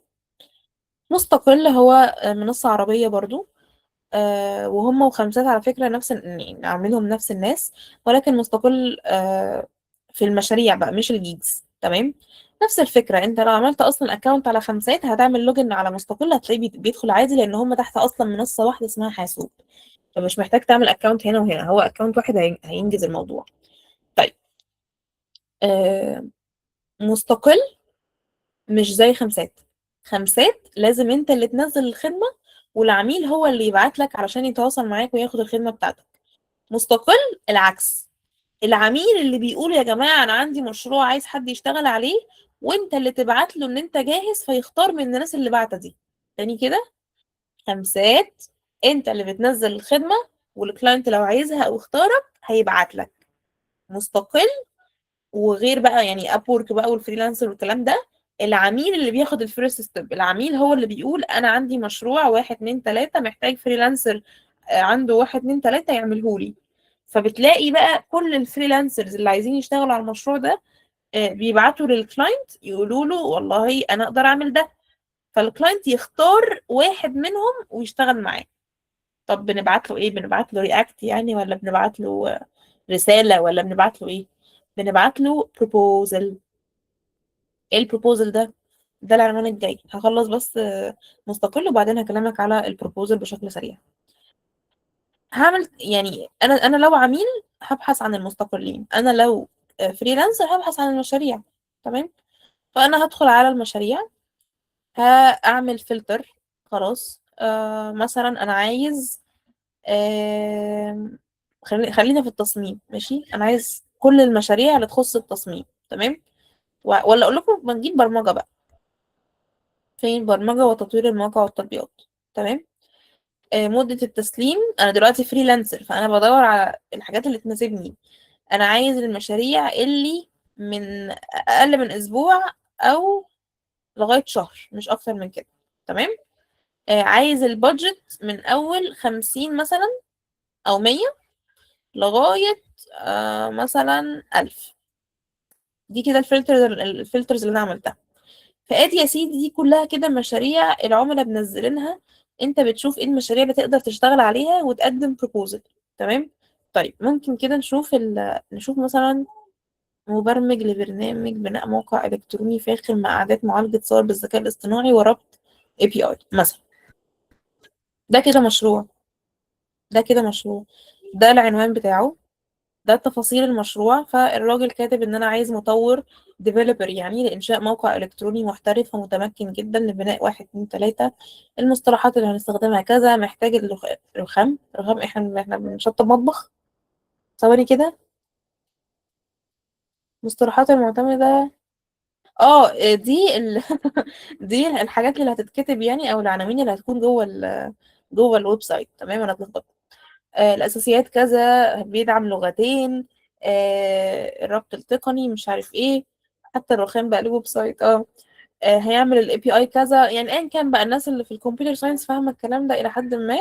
بس احنا بنشوف يعني عموما في تصميم، في انشاء محتوى، في حاجات كتير قوي. ولكن احنا بناخد مثال بس كده على مشروع على المستقل على البرمجة. تمام. وبعدين فادي كده المشروع. طب ايه نظام المشروع ده؟ دي تفاصيله كلها اهو. حالة المشروع مفتوح يعني لسه ما فيش فريلانسر اتفق على المشروع. تاريخ النشر من ساعتين، المشروع ده نازل من ساعتين، البادجت بتاعته من $100 ل $250. فانت لما تعمل بروبوزل هتقول له والله انا اقدر ان انا اشتغل على المشروع ده، وهعرض يعني بعرض عليك ان انا اعمل المشروع ده مثلا ب 200، ب 170، ب 230 ايا كان، ولكن في الرينج ده. مدة التنفيذ 15 يوم. تمام. المهارات المطلوبة كذا، صاحب المشروع واحد اسمه راكان مش عارف ايه، آه، بس خلاص. فانت بتعمل ايه؟ بتبعت بروبوزل. فين؟ ننزل تحت كده هنلاقي انه هي دي العروض المقدمة، العروض اللي هي البروبوزلز. تمام. ازاي اعرف كام واحد مقدم؟ وازاي، طب بصوا ازاي اعرف كام واحد مقدم؟ دول الناس المقدمين اهم، دول هم الناس المقدمين بس. ادي واحد اتنين تلاتة أربعة خمسة ستة سبعة تمانية تسعة 10 11 12 13 14 بروبوزل متقدمين خلال ساعتين. فانت كل اللي بتعمله طبعا، انا مفيش يعني مكان اكتب فيه دلوقتي عشان انا مش عامله لوجن. مجرد ما انت تكون عامل لوجن اصلا بتلاقي فيه زي الشات كده، في مكان تكتب فيه. فمثلا مهدي كاتب السلام عليكم، انا اطلعت على تفاصيل المشروع، يمكنني تنفيذ المطلوب باحترافيه ومش عارف ايه وبتاع. طب هل ده اخر البروبوزل؟ لا، هو البروبوزل طويل وكبير ولكن مستقل، مش بيعرض كل البروبوزل، بيعرض اول سطر ونص بس منه لو تلاحظ، يعني خصوصيه. ماشي. انما العميل ظاهر له كل حاجه، العميل ظاهر له كل البروبوزل كامل. تمام. لو دخلنا على خمسات، او بلاش ندخل على خمسات. بص، يعني انت عشان تكتب بروبوزل فالموضوع ده محتاج تعالى اقول لك كده. بص احمد، بصوا يا جماعه الشانل دي كنز.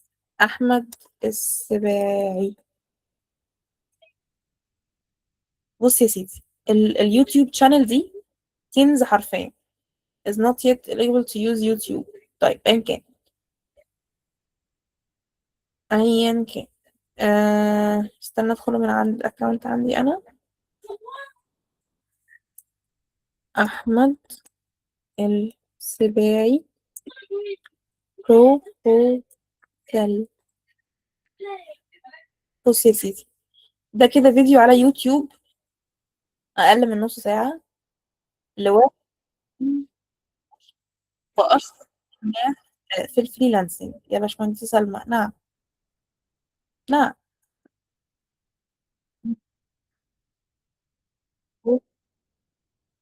ويوتيوب فين؟ ثواني عشان في حد بينده. نعم. بالمناسبة هتعمل كورس فريلانسر مجاني، بالمناسبة عامل كورس فريلانسر مجاني. انت مش بتنده؟ اه انت مش بتنده، انت بتعرفني صح؟ ماشي. تمام تمام، انا افتكرت حد بينده عليا ولا حاجة. المهم، آه هو عامل كورسات فعلا، وعامل حاجات كتير. بصوا يا جماعة، هو الفيديو ده أقل من نص ساعة، بيقول لك إن هو عمل 1247 بروبوزل، والكلام ده من سنة، فهو دلوقتي تلاقيه عمل أكتر.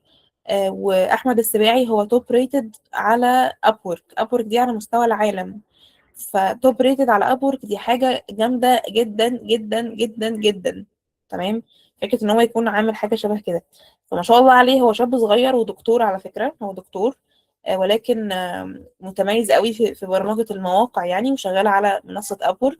فهو بيتكلم في حاجات كتير قوي، يعني احنا لو دخلنا على الفيديوز بيتكلم على سر الفريلانس، خطة فريلانس، كورسات الفريلانس، كورس خمسات، كيفية التسجيل على موقع خمسات، ليه بتفشل في الفريلانس، يعني أفكار وخواطر وكورسات ومواقع، وإزاي إن أنت تعمل كذا، وإزاي. بص كنز، كنز حرفيا.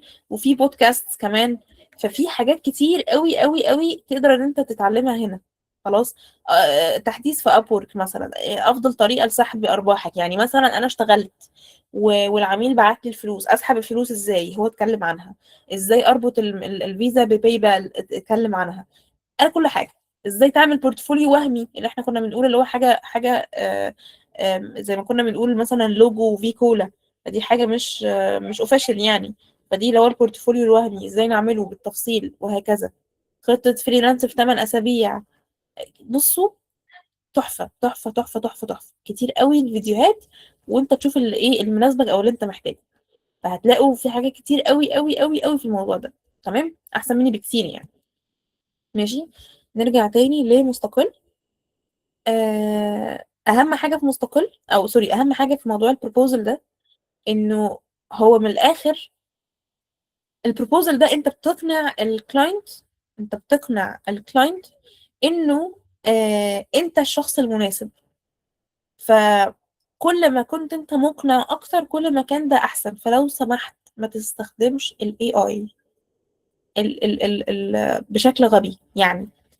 انا مش هتكلم كتير، انا هديكم مثال واقعي، انا هديكم مثال قدامكم. فين الباوربوينت؟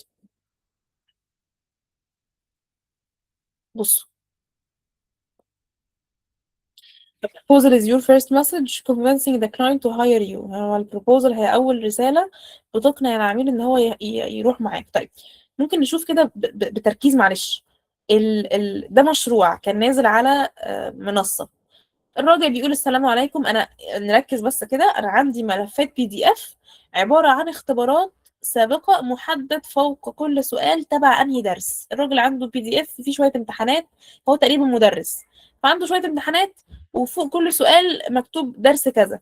فأنا عايزة أسلم لك ملفات الوورد باسم الدروس المحددة، وأنت هتشوف اسم الدرس اللي قبل السؤال وتضيفه في ملف الوورد الخاص بيه، وتعمل ترتيب للملف الوورد. بالاخر هتسلمني في الاخر وورد فايل كده مكتوب كل درس تحتيه شويه اسئله، كل درس تحتيه شويه اسئله، بنجمع الاسئله ونحطه في الدرس وشكرا. هل حد يعني، هل ده محتاج حد شاطر قوي؟ هل ده محتاج حد عنده خبره 14 سنه؟ لا، اي حد ممكن يعمل ده عادي جدا. هو محتاج بس الخبرة على الوورد والسكرين شوت، يعني انت تعرف تاخد سكرينز تمام وتعرف تشتغل على الوورد، والالتزام بس. فطبعا ناس كتيرة جدا كتبت بروبوزلز. انا بقى عايزة اوريك بروبوزل من ضمن البروبوزلز اللي اتكتبت، مع انه يعني ممكن عادي نكتب بروبوزل سطرين ثلاثة، الموضوع مش مستاهل، ولكن اخونا كتب كل ده. عمل ايه بقى؟ مرحبا بك، لقد قرأت تفاصيل مشروعك بعناية تامة، وأنا على أتم الاستعداد لتنفيذه بدقة واحترافية عالية. وفهمت المطلوب تماما، وهو استخراج الأسئلة من ملفات PDF وتوزيعها داخل ملفات الوورد. شات جي بي تي جدا منفصلة بناء على مش عارف ايه، مش دي المشكلة. بصفتي شخصا يمتلك خبرة عملية طويلة في إدخال البيانات وتنسيقها، بما في ذلك عملي السابق في هذا المجال مع مؤسسات رسمية، أضمن لك احترافية في التعامل مع الورد. مش بس كده، مهارة أخذ اللقطات، فأكون بقص الأسئلة بدقة وبجودة. اوعى تفتكر إن أنا هاخد سكرين شوت كده عادي، لا، أنا هاخد سكرين شوت بدقة وجودة عالية ومهارة، وإدراجها في المكان الصحيح. هو أصلا ما يعرفش كلمة إدراجها دي يعني إيه. والدقة والالتزام، أنا بتميز بالسرعة في الإنجاز والتركيز الشديد على التفاصيل ومش عارف إيه. أنا جاهز لمشاهدة فيديو الشرح فورا. مش عارفة أجيب كلمة فيديو شرح دي منين، بحذافيرها. ويمكنك الاعتماد عليا ومش عارف إيه متواصل إيه. مهارة أخذ اللقطات بذمتك يعني، أنا راضية ذمتكم مهارة أخذ اللقطات. يعني إيه بقى ده يعني؟ بس يعني البروبوزل محتاج منك ان انت تعرف الراجل انت مين وبتعمل ايه وتقدر تعمل ايه وهتنفذه في قد ايه. جو بقى ان انا ادخل على شات جي بي تي ولا كلود ولا ايا كان، اقول له بص المشروع ده اكتب لي بروبوزل، واروح واخداه كوبي بيست واروح حاطاه. صباح الفل يعني، مش منطقي خالص بصراحه. ابدا قابلني. تمام، فهي دي الفكره. ده بيتاخد، ده طبعا بيتاخد بالشات، ده ما عدلش عليه سطر واحد. خلاص. ايه مواصفات البروبوزل؟ ان هو يكون مختصر، مش طويل زيادة. ان هو يكون بيحتوي على اكتر من صوتي راح، بيحتوي على اكتر من معلومة. انت مين؟ انا فلان الفلاني، بشتغل كذا كذا، خبرتي كذا كذا. هتعمل ايه في المشروع؟ هتنفذه ازاي؟ لو عندك اي افكار تنفذها في المشروع تفيد الراجل. هتاخد فلوس قد ايه؟ محتاج وقت قد ايه؟ وشكرا. عليا حته سكرين شوت بروفيشنال يعني ضحك بصراحه. تمام. فده موضوع البروبوزل. هو يعني نصيحه، اقرا فيه كتير وشوف بروبوزلز كتير. البروبوزل يبقى طويل ولا قصير؟ والله على حسب. لو المشروع كبير جدا تفاصيله كتيره جدا فمحتاج بروبوزل طويل، بس الفكره ان هو مش طويل عشان يكون طويل وخلاص حشو كلام. طويل علشان التفاصيل كتيرة، فمفيد، كل الكلام مفيد، مش طويل وخلاص. انما يعني خير الكلام ما قل ودل بس. تمام. اسمعوا كتير قوي في موضوع البروبوزل ده. شوفوا بروبوزلز كتير، شوفوا احمد السباعي وشوفوا غير احمد السباعي. لينك الحضور يؤنا معانا. انا خلاص خلصت يعتبر اهو. انا خلصت، فيؤنا لو ممكن نبعت لينك الحضور لو سمحت. اتفضل يا ساهر. صح، كنت عايز أسأل بس هو حاجة على على رواد مصر الرقمية اتفضل. اللي هي ديبي، المفروض مظبوط. بيبي مظبوط اه. طب حلو، هو الكورسات يعني الكورس أو الدورة كلها بقت دلوقتي حضور إجباري، ما ينفعش أونلاين؟ لا، في جروبس بتكون كلها اونلاين، وفي جروبس بيكون كل 2 سيشن اونلاين، في سيشن اوفلاين. لا يعني أصل أنا مثلا كنت اه مقدم آخر مرة، آخر راوند دي المفروض. بعد كده اتصلت سألت، قالت لي بتكون مش عارف الكلية الحربية تقريبا. لا، دي بيبقى مش رواد. اللي في الكلية الحربية دي ديجيليانز، دي مش رواد، دي مبادرة تانية. اه فهمت. انا لخبطت ما بينهم. تمام. يمكن اه. يعني يعني هي ديبي عادي بتبقى اونلاين عادي، وممكن بس السيشنز بتبقى صح ولا؟ مظبوط اه. لو هي الفكره في ايه، ان رواد على مستوى الجمهوريه كلها، فهم مثلا عاملين جروب في الغربيه، فمثلا في طنطا، وجروب في القليوبيه، فمثلا في بنها، وبعد كده بيكون في مثلا 3 من القليوبيه على 4 من القاهره على 3 من سوهاج على مش عارف ايه، فبيجمعوا الناس دي في جروبات بتكون على مستوى الجمهوريه كلها، فدي بتكون بالكامل اونلاين. انما لو جروب مثلا بالكامل كلهم من طنطا، فبتلاقي مثلا بناخد اسبوع اونلاين والاسبوع التاني في سيشن اوفلاين والباقي اونلاين وهكذا. طب القاهرة بيبقى الاستمرار السيشنز على طول ولا يعني زي المحافظات، ولا القاهرة بتبقى عادي؟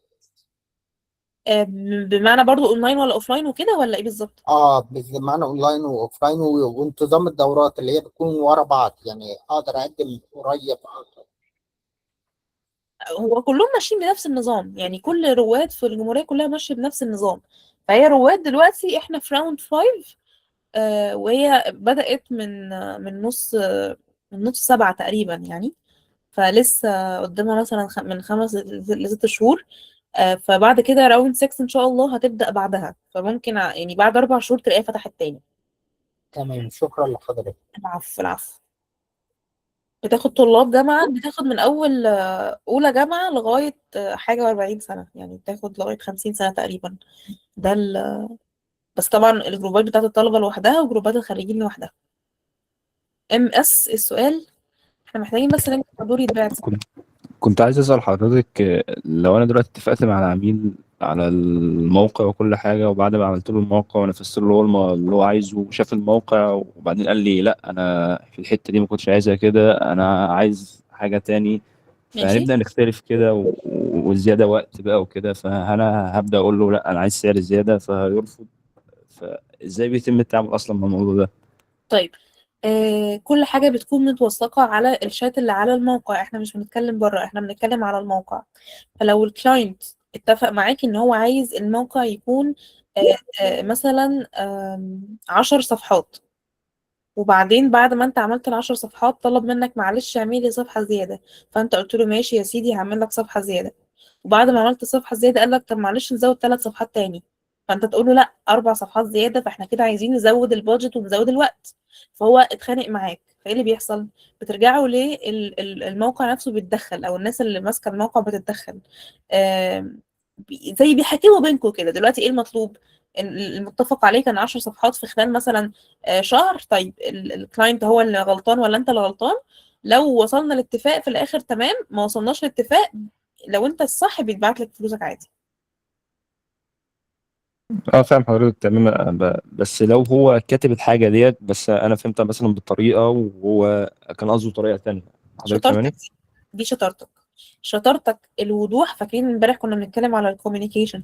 شطارتك ان انت تكون مخلي كل حاجة واضحة ومثبتة بتفاصيلها بمنتهى الوضوح. ما تسيبش مجال اصلا لسوء تفاهم. تمام. تمام شكرا زي حضرتك. العفو. فارس اتفضل. بعد اذن حضرتك، بس بما ان عندك خبره يعني في موضوع رواد واشبال وكده. تمام. انا دلوقتي اشبال وداخل ثالثه ثانوي، فالمفروض دلوقتي ما هبقاش مطبق لمواصفات اشبال عشان اكمل باقي الليفلز بتاعتي. مم. ف وفي نفس الوقت مش هقدر ادخل رواد لاني انا مدرسه 5 سنين، فمش عارف النظام هيبقى ازاي. هل انا اقدر ادخل رواد وانا في رابعه مثلا في المدرسه عندي ولا إيه؟ اظن لا، لانه شرط ان انت تكون موجود في كلية. واشبال ما اقدرش اكمل فيها لو انا في ثالثه في المدرسه ال5 سنين؟ اشبال انا سبتها بقالي سنة وشوية، فانا مش متأكدة من الشروط، ولكن خلي بالك يعني موقع اشبال مصر الرقمية هيكون موجود فيها كل الشروط، وموقع رواد كذلك. فاعتقد لو ماشي. دخلت شفت الشروط هتلاقيها اكيد واضحة ان شاء الله. هي الشروط كلها بتتكلم على ثانوي عام، ما بتتكلمش على باقي المدارس، يعني مش حاطط في اعتبار ان المدارس 5 سنين اصلا. طيب والله بص، آه، اعتقد لو مدرسة، يعني انا اعتقد انا الحالة دي ما قابلتنيش قبل كده. ولكن لاني ما كنتش ماسكة حاجة في الإدارة، انا كنت يعني التريننج نفسه مش في إدارة المبادرة. ف... فاعتقد هتبقى تمام برضو عادي. استاذ ساهر اتفضل. معلش سؤال كمان، هو لازم يكون طالب او متخرج من 5 سنين مظبوط؟ لا. لو قصدك على رواد فمعانا لغاية 50 سنة، سن 50 سنة طب عادي. حلو، تمام، شكرا لحضرتك. العفو. طيب أنا بشوف يا شباب الكوردينيتورز عشان لينك الغياب قبل ما نقفل أهو، برن عليهم يعني. ولو يوأنا معانا يا ريت نبعت لينك الحضور. هتفتح امتى؟ ممكن بعد 3 4 شهور تقريبا تكون الراوند الحالية يعني خلصت. الماتيريال هتتبعت لكم على ديسكورد شانل ان شاء الله. فين تاني؟ فين الباوربوينت؟ عشان كان ايه اخر حاجة؟ اهي. طيب، فانا كان لازم اوريكم البروبوزال الضحك ده عشان نشوف يعني الناس بتعمل ايه بالاي اي. بلاش نبقى احنا الناس دي، بلاش. طيب، كان ودي اتكلم على لينكد ان بس ما عنديش وقت، ولكن اعملوا اكونت لينكد ان يا شباب. اعملوا اكونت لينكد ان. لينكد ان هي سوشيال ميديا بلاتفورم عادي جدا، بس يعني فيسبوك بس لابس بدلة، من الاخر. فيسبوك بس لابس بدله. تمام. وبالتالي فعادي جدا اكون عندي اكونت لينكد ان بس بسيط، يعني مش لازم يكون جامد جدا جدا برضه. تمام. شكرا جدا يا ملك. ممكن مفيش سيشن تاني. انا بعت لكم لينك الواتساب جروب على ديسكورد برضو. آه، حضرتك انا بعت على ريكويست للجروب ولحد دلوقتي ما اتقبلتش. الفكره ان انا مفيش اي ريكوستات ما قبلتهاش، فممكن تحاول تاني طيب. طب اللينك موجود على ديسكورد؟ اه، وهبعته تاني اول ما السيشن تخلص، هتلاقوني بعت لينكد ان وفيسبوك والجروب بتاع الواتساب تاني. ماشي. تمام. طيب. آه، اتفضل بس لينك الغير. فادوني ثانية، أنا ثواني صحيح في هنا يعني. دي كده تسقيفة ليا وليكوا، يعني لينا احنا الاتنين، ليا عشان أنا خلصانة بصراحة بس انبسطت أوي بالسيشن بصراحة. وليكوا عشان الاستماع والاكتيفيتيز اللي انتوا عملتوها، يعني ان انتوا كنتوا اكتف قوي في الشات وكنتوا اكتف قوي معايا بصراحة، فانتوا يعتبر اللي خليتوا السيشن لطيفة. فبتمنى ان انتوا تكملوا فرق، وبتمنى ان كل واحد يلاقي الحاجة اللي هو بيحبها ويلاقي الحاجة اللي هو عايز يشتغل فيها، وكلنا نشتغل حاجات كويسة جدا لايقة علينا ونجيب فلوس كتير ونتبسط وربنا يكرمنا ويوفقنا كلنا يا رب. آه ده تاني هو لينك الواتساب جروب. شوفوه كده لغاية ما هجيب بس لينك الاتندنس.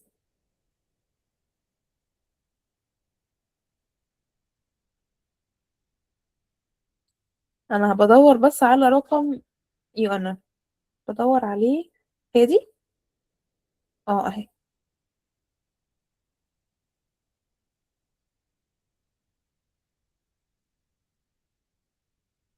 تاني يا جماعة، ده جروب ايه؟ ده جروب خاص بيا انا.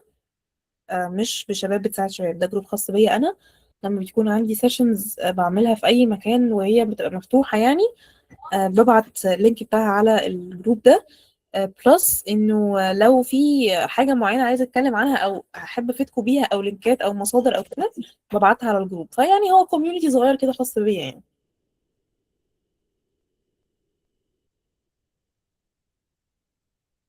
طيب دي اخر محاوله ان انا اتواصل مع الكوردينيتورز، مش عارفه وقعوا في حفره ولا ايه. طب انا معاك يا سلمى، ثواني، انت عايزه اكلم لك انا دلوقتي؟ ثواني. انت بكر ولا مين؟ انا محسن معاك. محسن، ازيك يا محسن، اخبار؟ الحمد لله. تمام.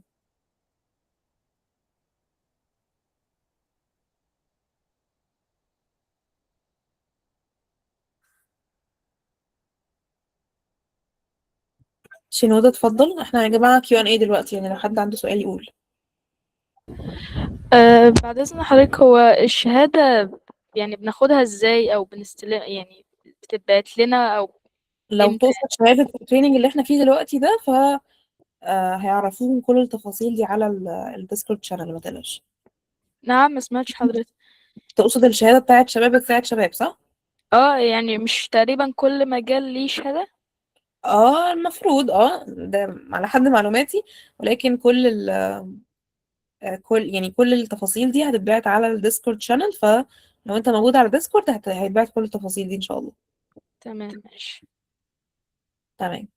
باشمهندسة بنزل ايه على لينكد ان مثلا؟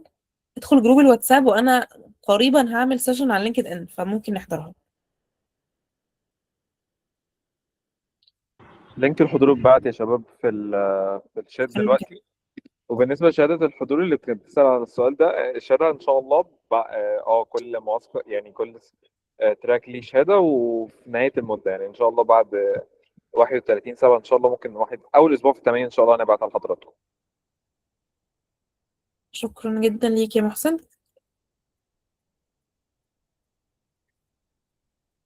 طيب هل في حد محتاج مني انا اي حاجة؟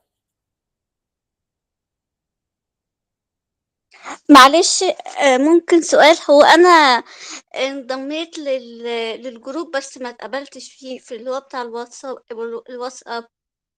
حاولي تدخلي تاني، انا كده كده يعني ما عدا طب الناس اللي هو بعت. فين لينك الجروب؟ طيب الاقيه انا فين؟ هبعت لكم لينك الجروب في الشات دلوقتي حالا. انا بعته في الشات يا باشمهندس. بعته؟ طيب ممكن تبعته تاني يا فارس معلش. اه. شكرا. اللينك هيتبعت تاني دلوقتي يا شباب اهو. عادي ممكن ابعت شهاداتي على لينكد ان وايه الحاجات اللي استفدتها، طبعا طبعا طبعا. عينيا حاضر، هنتكلم على لينكد ان شاء الله في سيشن قريبة. تابعوا بس اول ما انزل على الجروب تابعوها وادخلوا، مفيش اي مشكلة. هنا اتفضلي. معلش، هو انا كان عندي سؤال بس يعني ملهوش علاقة يعني بالسيشن. اتفضلي. هو حضرتك ممكن تقولي ايه احسن مجالات ممكن اخدها كده؟ انا في اولى اعدادي، يعني ايه احسن كورسز ممكن اخدها او اخش فيها؟ إيه اجرب اشوف انا بحب ايه وكده؟ يعني ايه المجالات اللي حضرتك شايفاها ممكن تنفع يعني؟ مش مجالات بعينها ومش كورسات بعينها، يعني ما تاخديش كورسات مدفوعة دلوقتي. بصوا يا شباب، هو قاعدة كده، ما ناخدش كورس مدفوع في حاجة انا لسه ما اعرفش عنها حاجة. كورس مدفوع دي يعني انا لسه بجرب، انا ما اعرفش حاجة عنه، ما اعرفش هحبه ولا لا. فهدفع في كورس وهروح والاقي ان انا مش عاجبني. طب ما هو الكورس لسه فاضل له 4 أو 5 شهور. فاعمل ايه؟ فانا بجرب بيوتيوب، الشهادات الفري على يوديمي مثلا، كورسات صغيره. بجرب بحاجات صغيره جدا، اشوف كده الدنيا ماشيه ازاي. لقيت ان هو تمام وانا عاجبني وشايف ان هو كويس، وسرشت عليه لقيت ان هو مطلوب وعرفت مثلا او وصلت لناس يعني كويسه فيه وفادتني فيه، اخد كورس وقتها. طيب افرق ازاي واعرف المجالات واجرب ازاي؟ ايفنتس اللي هي الايفنتات اللي بتتعمل في اي حته سواء اونلاين او اوفلاين. السيشنز، الحاجات اللي شبه اللي احنا فيها دلوقتي دي. آه، آه، كل ما هو بيتكلم عن اي حاجه ندخل نسمع مجرد نسمع. تمام. بعد كده جنب دراستي، انا خلاص دراستي تمام ودرجاتي تمام ومديه وقتي فيها تمام، اوكي هشوف بقى لو عرفت اخد كورس ما يكونش واخد من وقتي كتير برضو عشان دراستي، خلاص زي الفل هاخد الكورس ده. عرفت اشتغل بعده تمام، الدنيا تمشي كده.